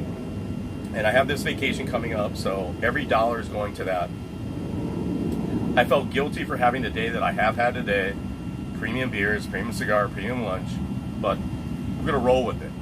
I'm that way about life just as I am gambling. If I'm winning in gambling, if I'm making money and winning my bets over the evening, I'm betting more. And I'm increasing my bets. That's just the way I do it. I'm a gambler. That's the way it works out. So I didn't do the research, so I'm not betting. Right? I don't bet on anything. I didn't do the research on. If you look at last week, I told you guys, Cachoeira, I was on cruise. Right? Those were my two main plays. I didn't bet them. Right? I already knew that I didn't want to risk any losses. I was on big dogs. And one favorite. Big dog. A dog. Yeah, Cruise is a dog too. So I didn't want to, rather than lose those 2 units, right? The $200 I bought some scuba snorkeling equipment. I bought some board shorts and some shit that I'm going to use on my vacation. Right? A new shirt. I paid for all of that instead of gambling this weekend. And I'm happy with that. I still get something for my money. Right? Solar Warden doesn't view that shit. Like I'm expecting, or people expect.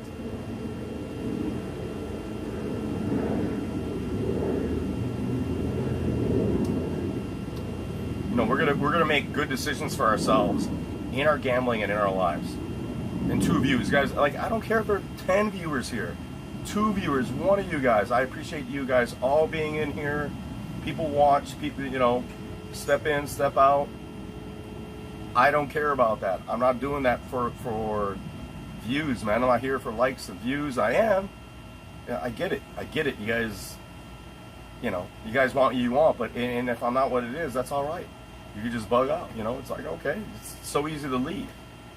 I think Solar Warden should have stuck around or listened a little better and learned something, but he isn't.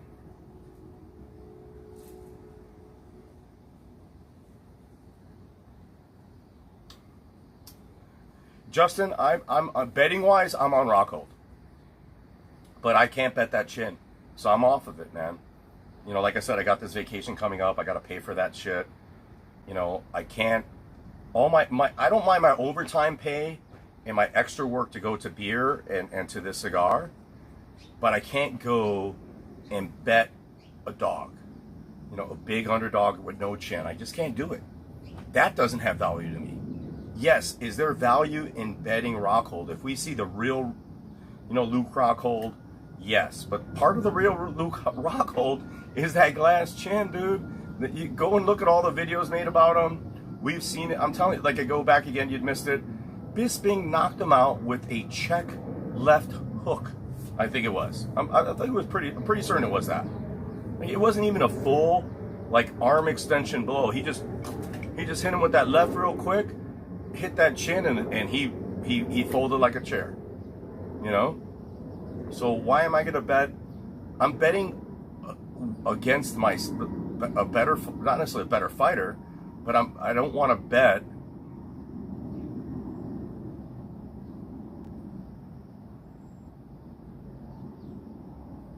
Yeah, MMA Prodigy, I think that's a good idea. Rockhold by decision or Rockhold by sub. You know, I think Rockhold by finish, or decision. Yeah, I get that. I wanted to bet that. I just am not going to lay the unit or even half unit right now. Because here's the truth, man. $50, and I shouldn't have bet this. Bought all this shit, like the beer and the cigars. You know, I'd rather spend $50 right now with all these fights, the way the chalk is. And you guys know I'm the bout better. I bet every card, every fight. I got the tickets to prove it. I got the fucking stack of losing tickets to prove it, and winning tickets to prove what it is I say as I do, right? All these other cappers, sure, clarity, whatever. You know, I have proof. And I just don't, I'm doing something right now. I got to have money for that, and I want to live large. You know, when I want to go to Cabo, and we're going to go to Cabo, I want to be able to do whatever the fuck I want. Hopefully there's surf, and I'm going to be on the beach surfing all day where I won't even have to spend any money. But we're still going to have a great meal. I'm going to spend really good money on a meal someplace. You know, we're going to, I could do something luxurious and live in a luxurious way, even though I'm poor, because I save money by not gambling. Rather than gambling, I'm going to put my money towards my vacation. What's wrong with that? Solar Warden probably has problems with that. He would say, like, if you don't have the money, why go on vacation?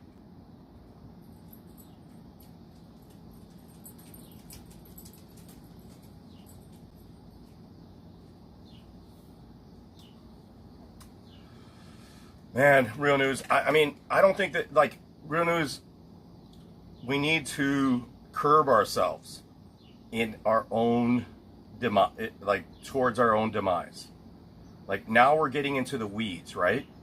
Like, when you start betting like that for, plus 262, like, I'd rather, like, here, my picks this card are Aldo, Aldo, now it's almost even fight now against Dershev Davili, right? That's the best bet. I think if I put a unit on anything, which I'm not going to do, I'm not going to put a unit on anything because I'm going to save that $100 towards vacation. Do I need an extra $100? Yes, but I'm not. I'd rather not risk the $100 and keep the $100 in my pocket than risk it. Why risk $100 even? Am I still the bout better? Yes. It doesn't change me as a gambler. It doesn't change this channel. I still am the bout better. Even if I'm not betting fights, I'm doing what I'm saying. I'm not going to bet it. I'm not betting this card at all. Right? There's I'm not going to prop myself out. I need every little dollar I have to enjoy myself even more. How do you think I afford $13 cigars and $16 fucking 4-packs of beer? Right? I'm not wealthy. I'm making best decisions for myself.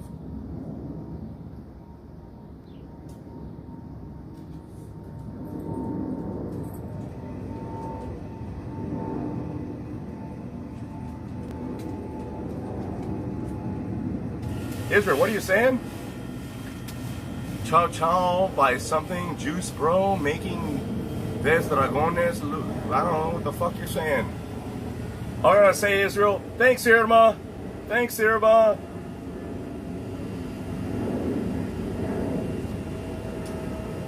Israel knows. Israel works hard, man. Israel works a very hard-working man. Gets the nice shit because he works hard.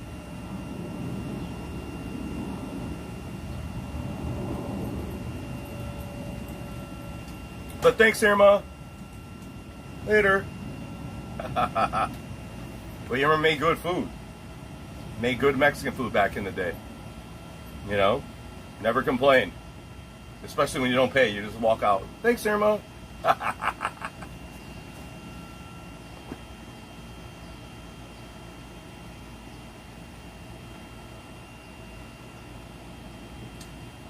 But again, guys, this is the Rocky Patel Vintage 1999 Connecticut Shade Cigar.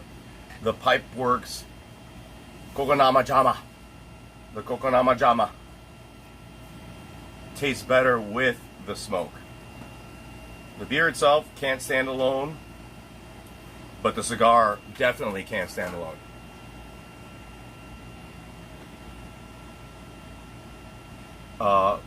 Goran Pavlovich, I'm long-line viewer and can't help but comment. Do you know Israel personally? Yes, I know Israel personally. I know most of the people in my chat personally. Goran, I've known Israel all my life. So when he's making fun of me and he is saying things, there is a strong element of truth there. But Israel, he gambles. I think Israel. What do you play? Do you play the blackjack or the roulette? Israel doesn't do. You do some MMA betting, but he's not an MMA gambler, right? Like, I am an MMA gambler, guys. Like, I have the receipts to prove it. I have literally shoe boxes full. I have to get in the second shoe box of the tickets I have. Tens of thousands of dollars. I might not bet $10,000 a fucking goddamn bet or $1,000 a bet, but I bet. You know, and all these other cats, all these other dudes out there, you know, whatever. They're good at what they do, but I put my money where my mouth is. I put my money where my wallet is, and I want to get something out of it. And I'm passing this card. If you're going to bet this card, Jose Aldo. Just like last week, it was catch a beating, Cachoeira. I picked it correctly.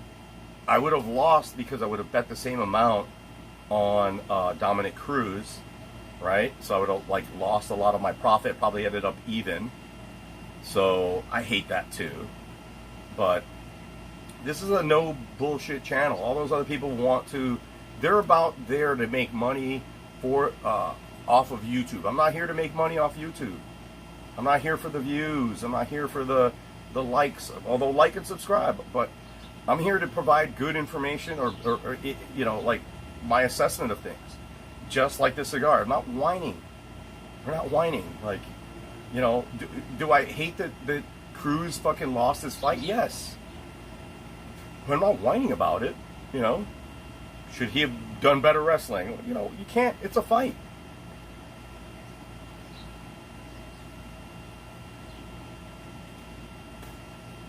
Yeah, that guy talking like I'm spitting out little bits of this cigar here. Horrible.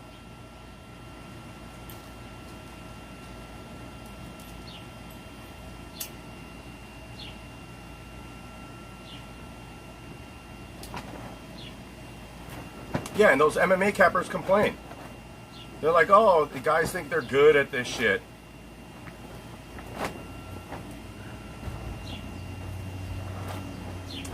I've been MMA gambling before those guys were born.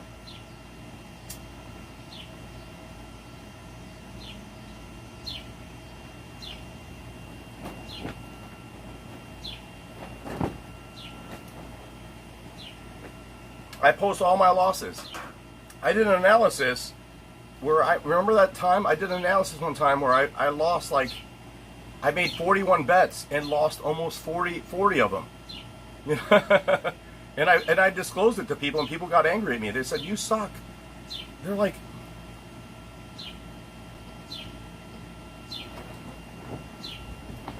you should quit at this.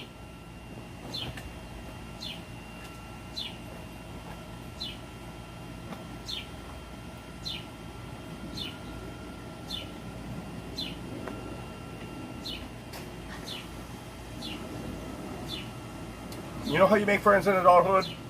Get a hobby. Goran Pavlovic. Be a good coworker. Interact with your coworkers. And get a hobby. You know, whatever. I don't know, Goran. Whatever you do, don't be that dude in the corner Don't go to a jiu-jitsu school and just be the fly on the wall. Or, you know what I mean? Talk to people. That's how you make friends. Don't be an introvert. Pretty simple. Man, I hate the cigars, like little chips of it are falling into my mouth. This guy's saying I'm whining. This is not a full leaf fucking cigar. You know, like, I'm not whining. Find interest, Gordon, in what other people do that you enjoy. Just like now with you with MMA or whatever. You're here. But find people that like the same shit that you like and participate with them. Whether it's cars, whether it's building furniture, whether it's painting, whether it's playing cards, you know, like, participate in your community.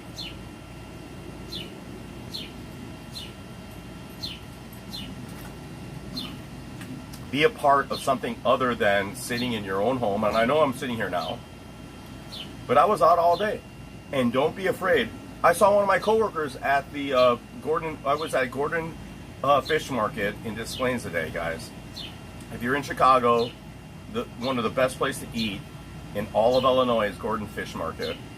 I saw one of my coworkers there. I was with my mom. I got up from my seat, even though I'm with my mom. I was like, hey, there's one of my coworkers. It's like, my mom was like, oh, is he? And I'm like, yeah, I'll tell you. I'll go and show you. He's my friend. Like, my mom was like doubting that he was like somebody I worked with, right?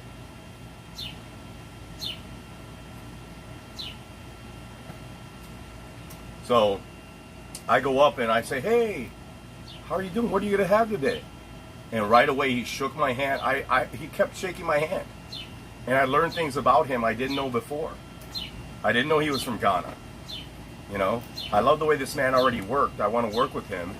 And I haven't worked with him. I work with him in a different way, but I want to, if I work in an aspect that he does, which is a different aspect of what I do, he's somebody that I want to work under him.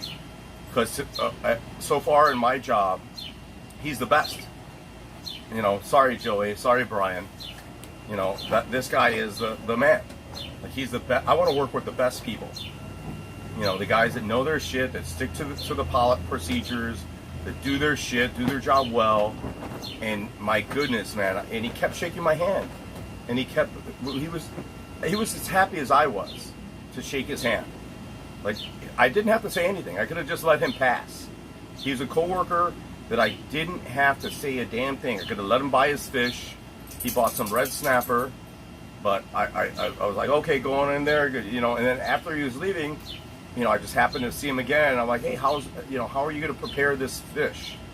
You know, he bought the fish. It's very expensive fish, and he's like, oh, my wife's going to cook it. I'm like, you're not going to fry it, right? And right away, not complaining, he said, no, we don't fry anything. We're going to grill it. So his wife's going to grill it. I'm like, is she going to put a sauce on it? What kind of sauce? I don't know what she puts on it, but she likes it. But it's not meddling. It's not being intrusive. It's not wrong. But I know now, like, that man has my back. Like, we're friends now. Like, we're at the same restaurant. We like the same high quality shit because he's there because he likes high quality shit. He likes the good shit. So we're good. You know, like he knows that I know. Like, even if I fuck up, he knows that he could talk to me any way he wants to, and he's going to do it professionally.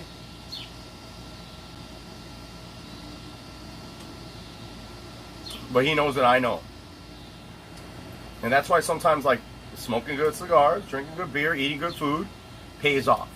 Why do you think that, like, rich people have lunches at, like, those high-end restaurants? Why do you think they play golf at the best places? Right? The golfers.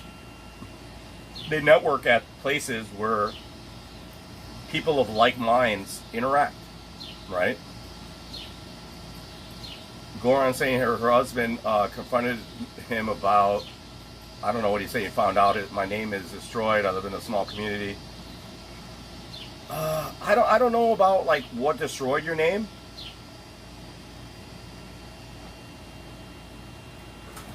Goran, I would say that we all have hate. I have haters where I work at. You know, I have haters where I live at. We all have hate, and that's a good thing. Like the haters are a good thing.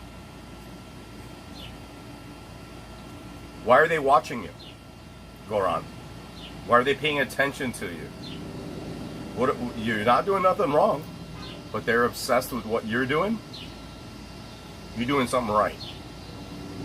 You know, you just have to be consistent with your behaviors. And I'm not always consistent with my behaviors, right? Because I'm not always consistent with what I do, but I try to be. And occasionally, when I'm confronted with haters, and you call them out as haters, they're very good at like deflecting and reflecting what's wrong with them. You know, they're doing something wrong, and they're calling you out, like Solar earlier. He's like, "Oh, you're complaining." I'm not complaining. This is a critique channel. We're in a critique environment. You know, I'm commenting and giving an evaluation. Why are you saying, like, that's the problem? Yeah, hey, Goran, I've worked with a lot of females that embarrassed me. And what you need to do with Goran, here's my thing, Goran. I worked at a place called Marshall's for a little bit. And these older European women, you're obviously maybe European, would complain or accuse me of doing the wrong thing, of placing a product where it shouldn't be. And then, so what I would do, here's my thing, what I did to get those women off my back, I would bring all the stuff that was out of place to them. I was like, hey, this is, and I knew where it belonged. This was in the extra large section, and in the sporting area, and it should be in the fine clothes. You know, I didn't put that there. Where should I put this? And she would tell me, and I would keep doing it. Like, I would keep, one woman, little Romanian old lady, bless her heart, hard worker, she thought I was always making all the mistakes. Her assumption was because I was new, because I was a man, and working in a clothing environment, that I was the one putting the shit in the wrong place. And I admit, when I first started, I did put the shit in the wrong place.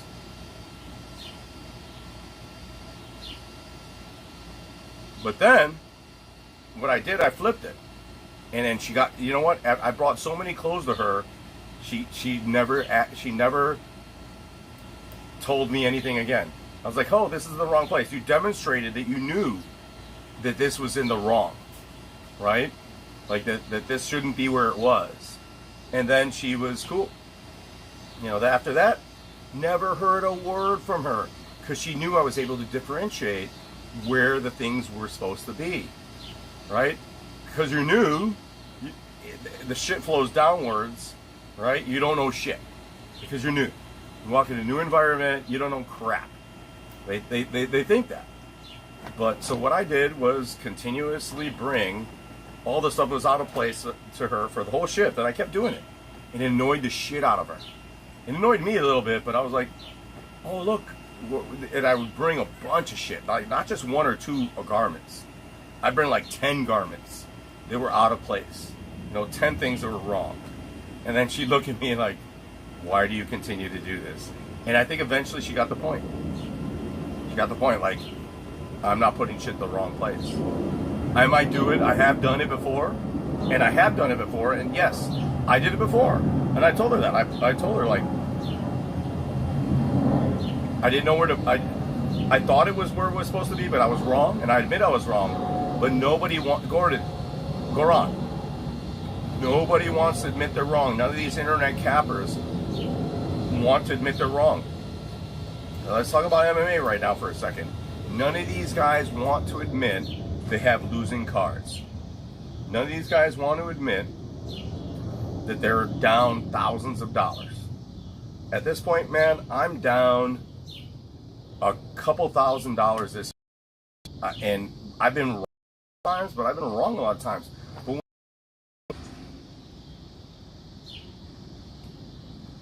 Goran's saying he's a cashier at Costco. They call me out if I'm blushing when I talk to them. Yeah, you know what? Everybody in these environments, these corporate environments, everybody wants to be your boss. You know, everybody wants to see you doing something wrong. They're not seeing everything you do right. You know, Goran, I've had this recently, man, and I lost my cool. I lost my cool, Goran, because people fabricate shit, and it's when you're not acting sporadically, it's like, yo, I'm with you, bro. And I made this mistake, and I don't know how to do it because I'm like, once you start an argument with me, I want to finish it. I want to give a rebuttal. I want to do it the way I want to do it. Like, if you throw yourself into the arena, you know, you threw yourself out there. And a lot of the thing is, a lot of these women and men, they might say something, but they don't expect the reaction. They don't want it. They want to win. They want to be right. And you're not going to win sometimes with these people. So you make I love this point. This is because I have this in my work right now. I do make mistakes, right? I do accept responsibility for what I do wrong, right? Nobody acknowledges all the things you did right, right? And the moment somebody's like accusing you of something that you're not responsible for and you're not accountable for, I lose it. Like, they started shit with you. They were the ones that instigated it. And they're the ones, you know, so and I can't hold my tongue. Go on. I think we need to learn. I mean, I haven't learned how to hold my tongue because I am argumentative.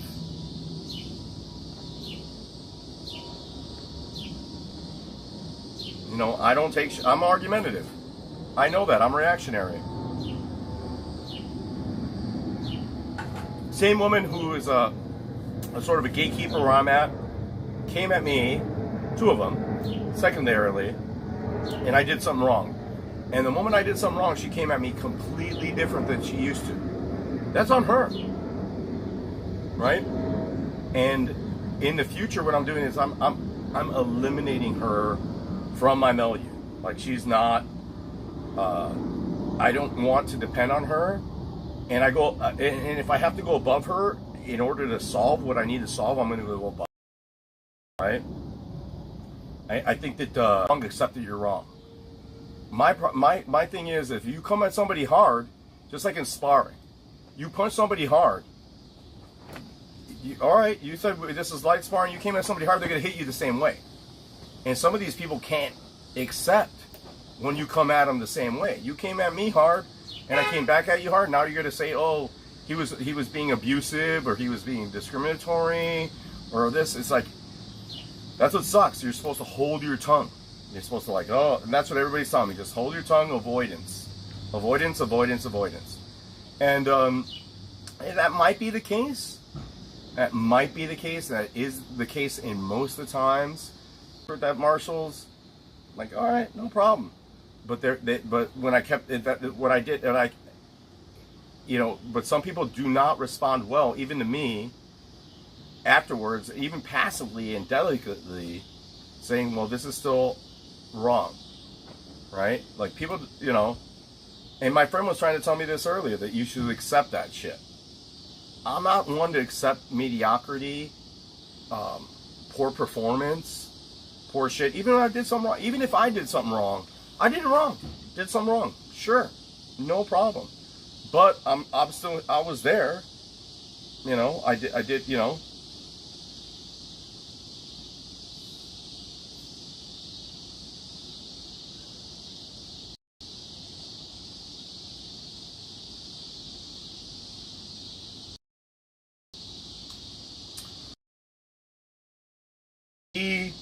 Is not avoidance, you know, because improving your performance. Don't make those mistakes. Don't allow people to find faults in what you do at your workplace. Follow procedure. Do your things right. I fucked up in procedure. It allowed that person to come back at me in a way that was legitimate, you know. I was legitimated in the end, but at the same time, it's still not good. I still fucked up, and I accept it. I can say, hey, I accept it, you know, but the way that they approach you, they do that shit, you can't escalate it. And if you do, even if you do, you're like, I was cornered in a way in a situation, for example, at work, where people were like saying, treated me like I was escalating it. And I'm like, I didn't have any interaction with you in the first place. You came at me and you didn't like how I responded. You know? You know, I wanted to say you fuck with the bull, you get the horns. You know? Like, I want to say this is a conversation to A, B, and C yourself out of this conversation. You say that, you're wrong.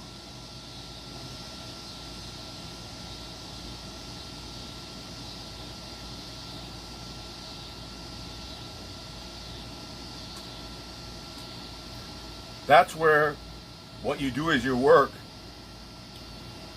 Others see it and know that, hey, this guy's a good guy, or this guy does a good job, or he works hard. And hopefully it works out in your benefit. You know what I mean? Because the actions matter. You know, justice matters. You know, honor matters. Character matters. You know, I think that we've lost a lot of that in America. And all these people talking about this and that in politics, they've lost a sense of their character. They've lost a sense of justice. Right? They've lost a sense of moral code. They have no code. They're able to alter the code to what they want to do. We don't do that here at About Better. Like, we follow code, just like military people or anybody else does. You walk into a gym, you start sparring with somebody, you walk in, you don't fucking step up to the main guy and fucking go at him hard. You don't fucking start, oh, I'm a good wrestler, I can out-wrestle this guy, and he fucking submits you in 2 seconds. Or he's a good kickboxer and you try to take him down in a fucking moment, you start wrestling him and it's a kickboxing sparring thing and you fucking start wrestling, you violated the code.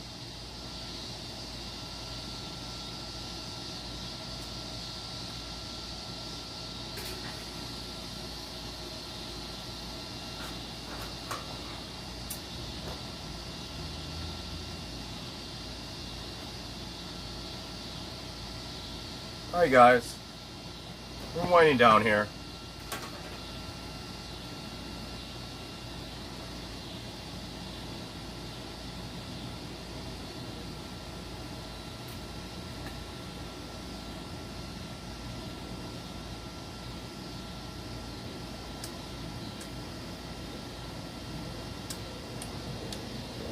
At the end of the cigar, guys,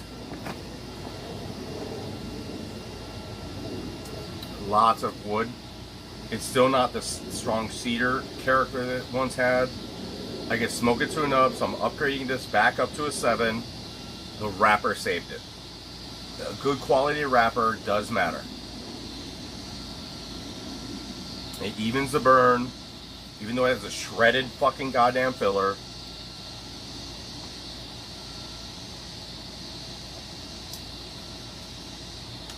But it's subtle, it's soft, has a little pepperiness now, but that's because of the heat, right? And it still stayed, it burned well, so it goes back up to the 7. Shit, let me take this shit off.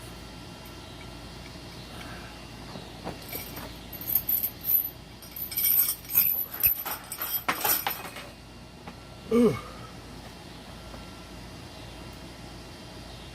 Last questions. I'm going to go get her another beer. Last questions. 5 more minutes, 10 more minutes online. Love this online thing.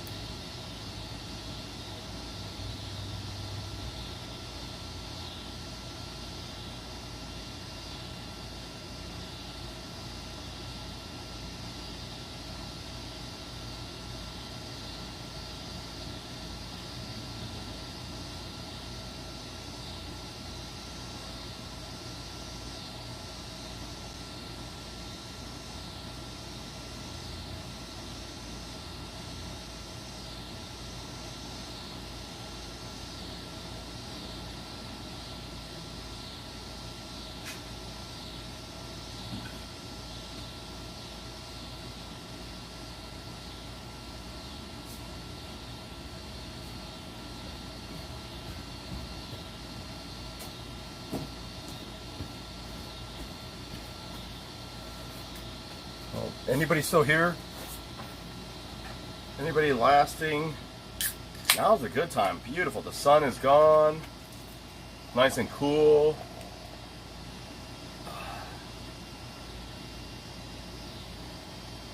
Oh. Any questions? Anything, guys? Love you guys being here. You know, I appreciate all of you guys. Any of my 3 fans, even 2 viewers. You know.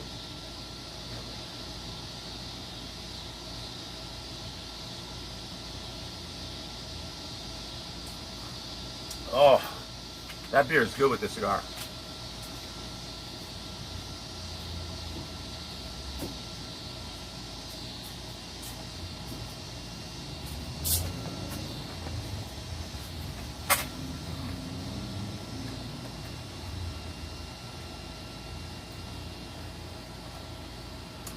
I didn't answer any of your questions, Gordon, Ron,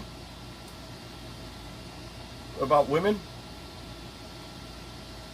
How do I not blush in front of women? Goran, I don't know when the last time I blushed in front of anyone is. and I don't take that from my self-confidence or my cockiness, Goran.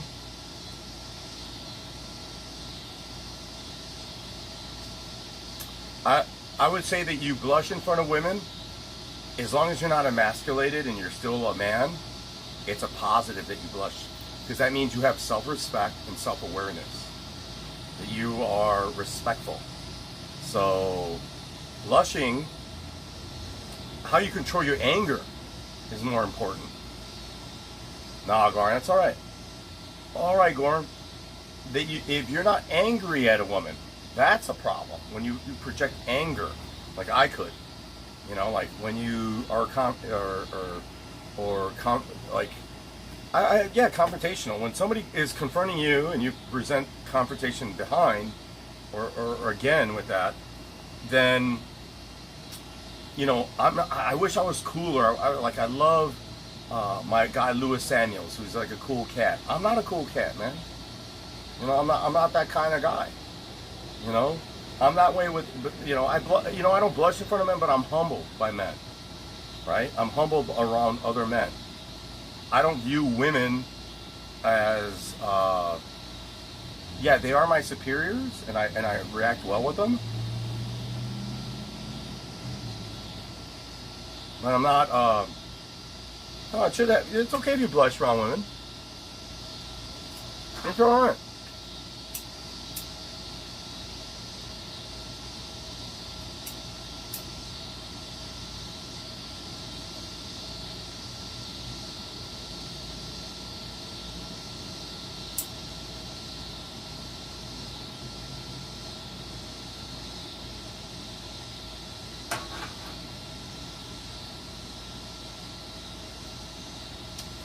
I would say, Goran, working with women is a skill. And if you could work with women well, you could work with anyone. You know? Like, I have worked with women. But certain people don't want to be satisfied. And certain women want to be haters. They put themselves in positions of power, and they want that power absolutely, just like any power.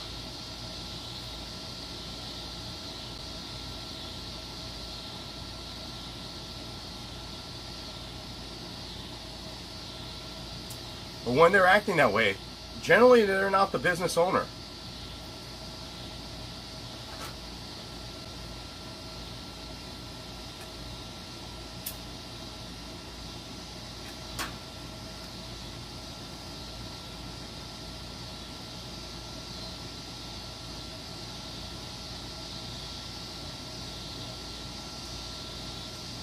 They're not the business owner, but they're the key holder.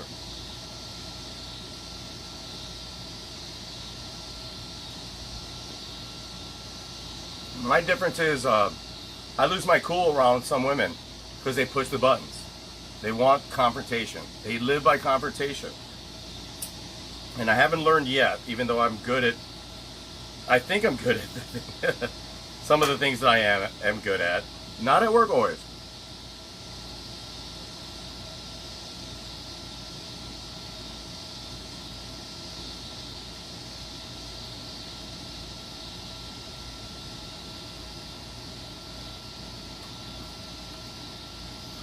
Goran, I would say at work, keep doing what you do right. And try to avoid doing things wrong, because when you do things wrong, they're going to find it. And they're going to have, it's like that woman in, that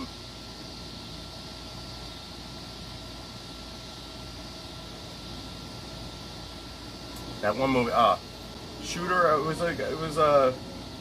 I forget the movie at this point, but when you do something wrong, they're going to be there to emphasize what you did wrong.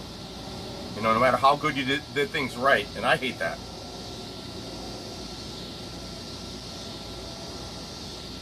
But keep doing what you do right. Right? Just don't falter. Keep doing what you do right, Goran.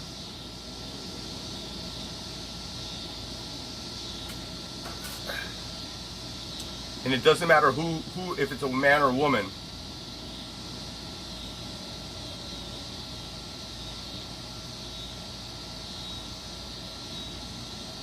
Oh, Goran, I didn't know you were talking about...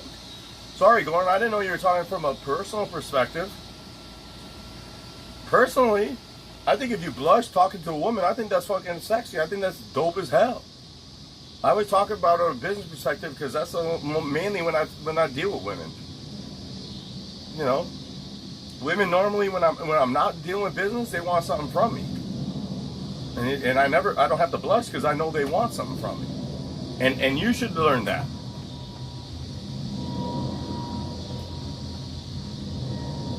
They want something from you. And so I always look at that as a business standpoint. It's always a business standpoint. We don't live in the ages of hunter-gatherer anymore. You know, like you're the strong guy, you got muscles, and you know, like you're gonna get the best woman of it because you're the warrior. That shit's done. Yes, it works, and they all want that. But at the end of the day, Goran, I don't know what you do for a living. They might want. Okay, I'm sorry. Goran saying, Goran, I don't know what, I'm not getting it. I'm sorry. Tell me, brother. Tell me what.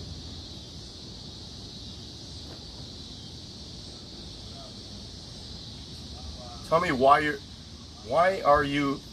you feel inferior to people? Not just women. Tell me why you feel inferior to people.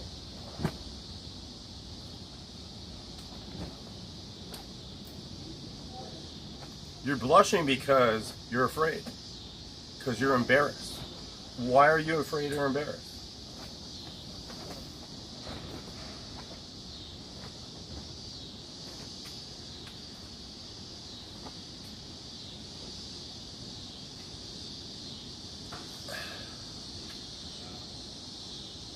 I'm still learning about women too.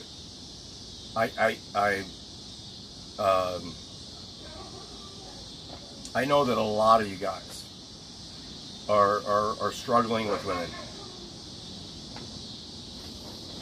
and I get it.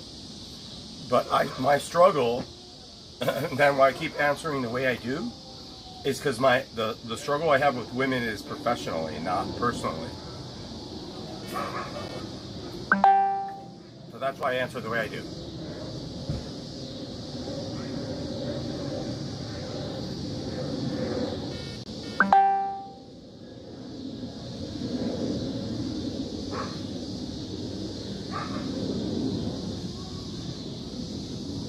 You have to ask yourself what you want from a woman. What you want of women. Right? Like, don't make that a struggle.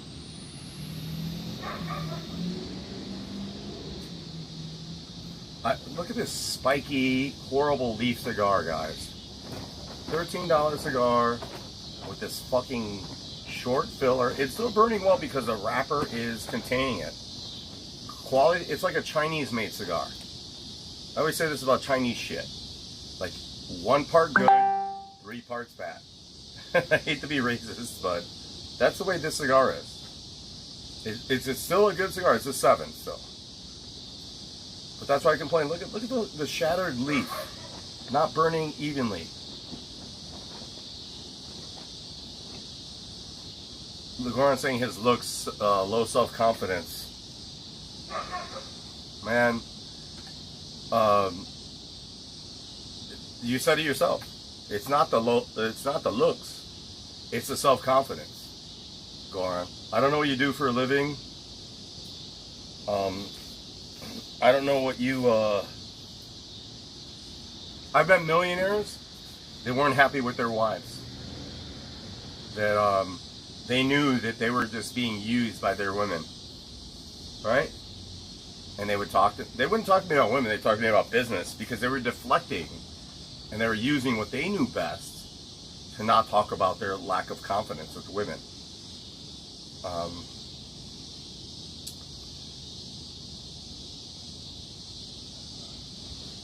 My advice is to continue being self-confident. Like, continue being yourself, right? And the women are a residual product of your success. You know, you look at Scarface. Says first you get the money, then you get the power, then you get the woman, right? Like, I'm not really about that. That's not my philosophy, but I could put it into a moral and ethical sort of categorization that would fit the same way. Like, if I were, like, I'm not wealthy. I'm not, my girlfriend is more successful than me, right? And if I felt that, that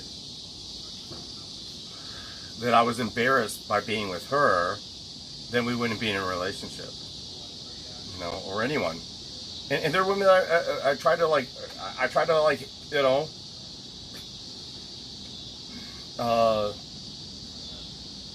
low self-esteem shit. Self-esteem is not dependent on women. You're dealing with like other values, societal values that are not like relative, or that are relative. Because you could be an ugly fat motherfucker and have hot bitches if you had the money, right? But we don't want to be that way. You know, I'm broke. You want to be, you know, it's not even self-confidence. You know, it's not even self-confidence. You want to be able to, now I'm talking shit. I don't worry about that stuff. I meet women that say no all the time, and I meet women that look at me all the time. You know, some women understand that they can look at me and I'm broke. They look at all the clothing and whatever, and they know I'm broke. Because they want something else. You have to get into the environment where the woman's going to find you for you. You know, you're not in any context yet. You're still staying home. You're still doing things that do not allow women to see you for your best. And I don't care what the best is. You know, it might be your woodworking. It might be your art. It might be your plumbing and all this other shit. And it seems like it doesn't matter, but it does matter.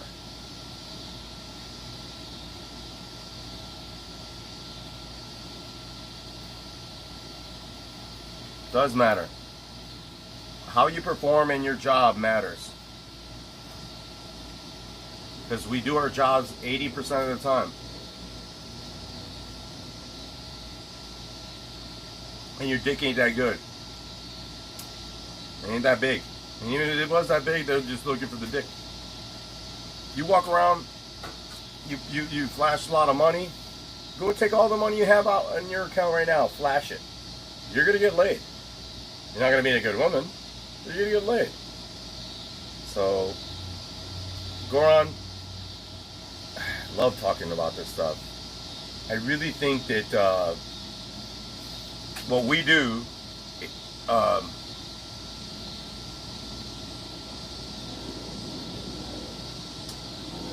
matters, right? Our actions matter. Our character matters. Maybe you don't have the character yet. I'm not trying to tell you like, hey, stop being a simp, stop being that way. But value yourself. Value the things that you do for yourself and your family well. Participate in your community and value those things well. right? And you don't have to worry about that. You meet a woman, you're going to meet a woman. That's why people that go to church meet women. People that participate in other activities meet women. Like, if you're not doing anything, you know, then the looks do matter. You know, like, you can have no looks like me. If I go out, if I continue to go out, go do things, people are going to see those things, right? They see who you are. And they're like, wow, that's a really nice guy. That's a really cool guy. And you'll be surprised. Even if you're not good looking, we're going to see, hey, he treats these people very well. He works around people very well. And he's part of his community in a way that's positive really well, then you're going to get that. All right, guys. I've gone way too far. Goran loved talking about this with you. Man, I just wish that I could provide better information to you, better advice. But I'm saying, like, don't devalue yourself. You yourself, don't devalue yourself. When you say low self-esteem, low looks, means that you are already put yourself at a crutch. And you don't need to do that. Like, gather yourself, do good things, start to produce good things, enjoy yourself. Even if you don't do good things, enjoy yourself. And hopefully the women arrive. If that's your goal, fine. Like, I'm not doing this for the women. I'm doing this for the views, the likes, or the clicks. You know, it's all straightforward. Goran, I don't have time to go into that right now. I'm going to quit this stream. I'm just going to say, bro, you don't devalue yourself. Don't emasculate yourself. Think of your own family. Be a good person to your family. Be a good person in your community. Enjoy your life. And be active in life. Be active in life. You know, I need to do that more, and I'm starting to do that more, man. Be active in life. If you're doing things, if you're out there paddle boarding, you're out there hiking, you're out there cycling, you're out there taking a run, you know, there are women all around us, and they want to meet you. They want to meet you. You know what I mean? Whether you look bad or not, you're doing something, you're off your ass, and I know it seems like I'm big on my ass, but I'm getting off my ass, man. I'm getting off my ass too. But if you just are not making a movement towards better betting, better living, better consuming, about bettering. You know, about bettering. You're not about being better yourself, then you're going to live that way. You know, like, I'm just telling you guys that. So that's what the end of it is. And if you made it this far, you are about better.